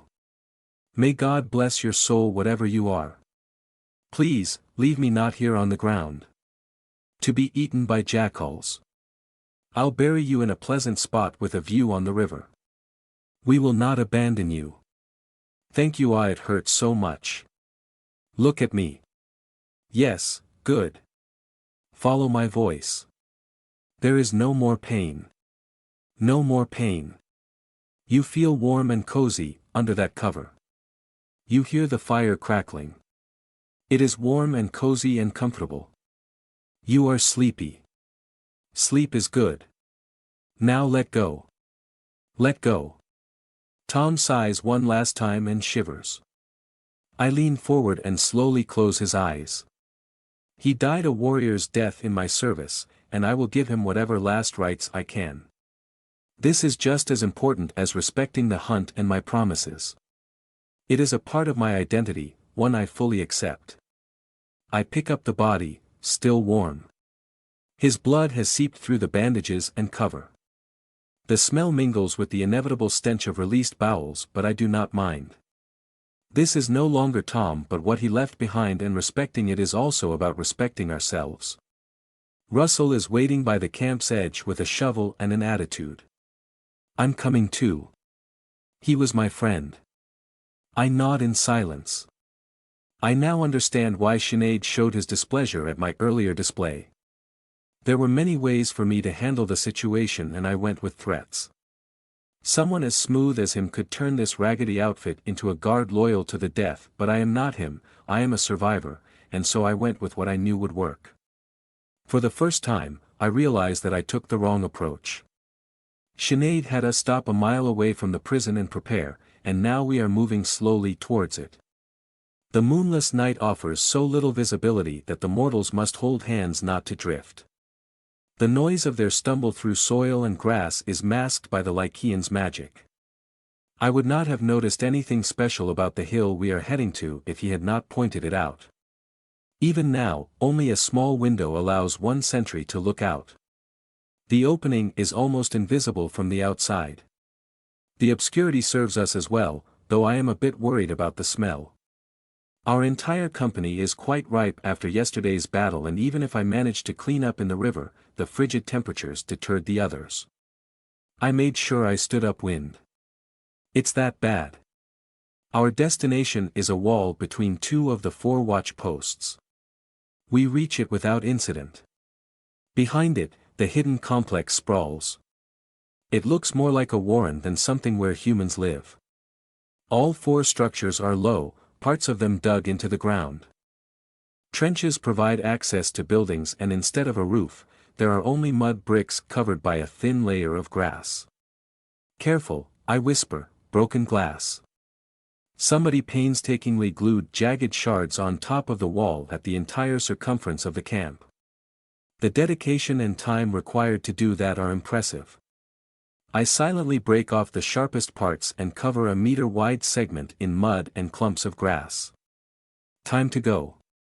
I attempt to jump and immediately fall back down on my bottom. HSSS. Perhaps not a knight, comments Sinead lightly, but you do have a future as a court jester. It's blessed. The entire place is consecrated. I whisper back. This is a terrible thing. I planned around buildings being forbidden to me, but not the entire compound. Impossible. Look left, there is a log gate to the outside. They must have blessed the wall only, to prevent intrusion. Listen, I can lead the men to the door and unlock it from the inside. You should be able to go then. Hold on. I may have a better idea. I walk back and tap on John's shoulder, then drag him up to the wall. He kneels by my side so that I can whisper in his ear. He smells of sweat and tobacco, a familiar scent that puts me at ease. Get over the wall, go right until you find a door. Open it quietly. Kill the man inside, in silence. Find a big cross. Break the cross. Stab the wood in the corpse. Return. John nods and walks up with unquestioning obedience. There is a childlike purity in the way he murders people. I ordered it, and thus it must be right. This kind of unquestioning obedience is a precious thing and one that can be easily abused. I will not do so. John is mine and those who choose to become mine will be well treated. I close my eyes and focus. By my side, Sinead's calm breath and steady heart show that my friend is no stranger to covert action. I am not truly surprised, and I follow John's steps as he moves forward with a grace that belies his large size. The feet stop. A door slides on slightly rusty hinges. A man takes a sharp intake of breath. A muffled scream is interrupted by what I assume are my soldiers' bear-like mitts. Flesh impacts wood, once, twice, thrice. Bone breaks. A heavy body falls on the floor. John's breath is just as steady as ever. He does not doubt, and that is why I believe my plan will work.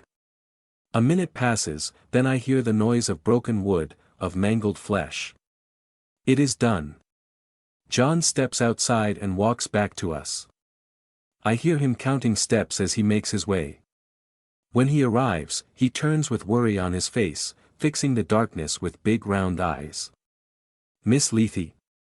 His large hands search the wall lightly, finding the dirt cover. I grab one and see pure relief on his big ugly face. You have done well. Now, invite me in. Please come in, Miss Lethe. The silent warning dissipates before innocence corrupted and twisted to end a life. The barrier disappears almost reluctantly. I am in. With a tug, Sinead guides the others into the prison. The area is one of the queerest structures I have ever witnessed, and I was reborn in a cavernous underground fortress. For buildings as large as family houses are dug into the ground and trenches lead from one to another. The roofs are covered in grass and vegetation.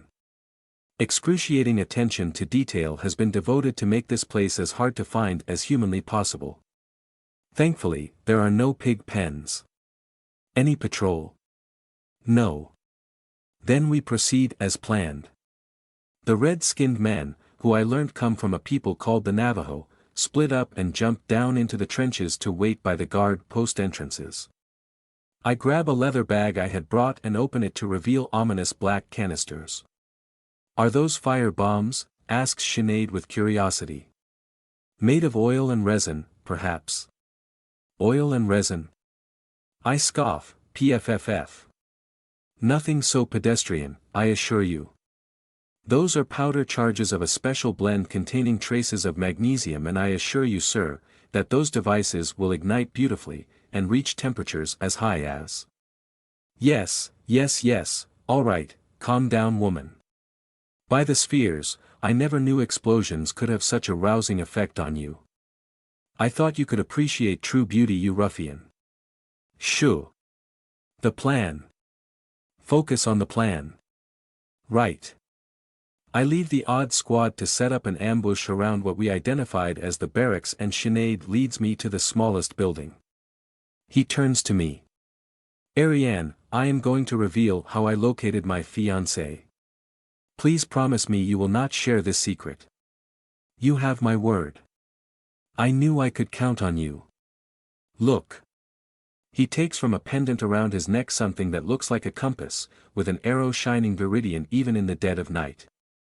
This is keyed to her essence. If the secret of its existence should fall into the wrong hands. I already told you I would keep your secret.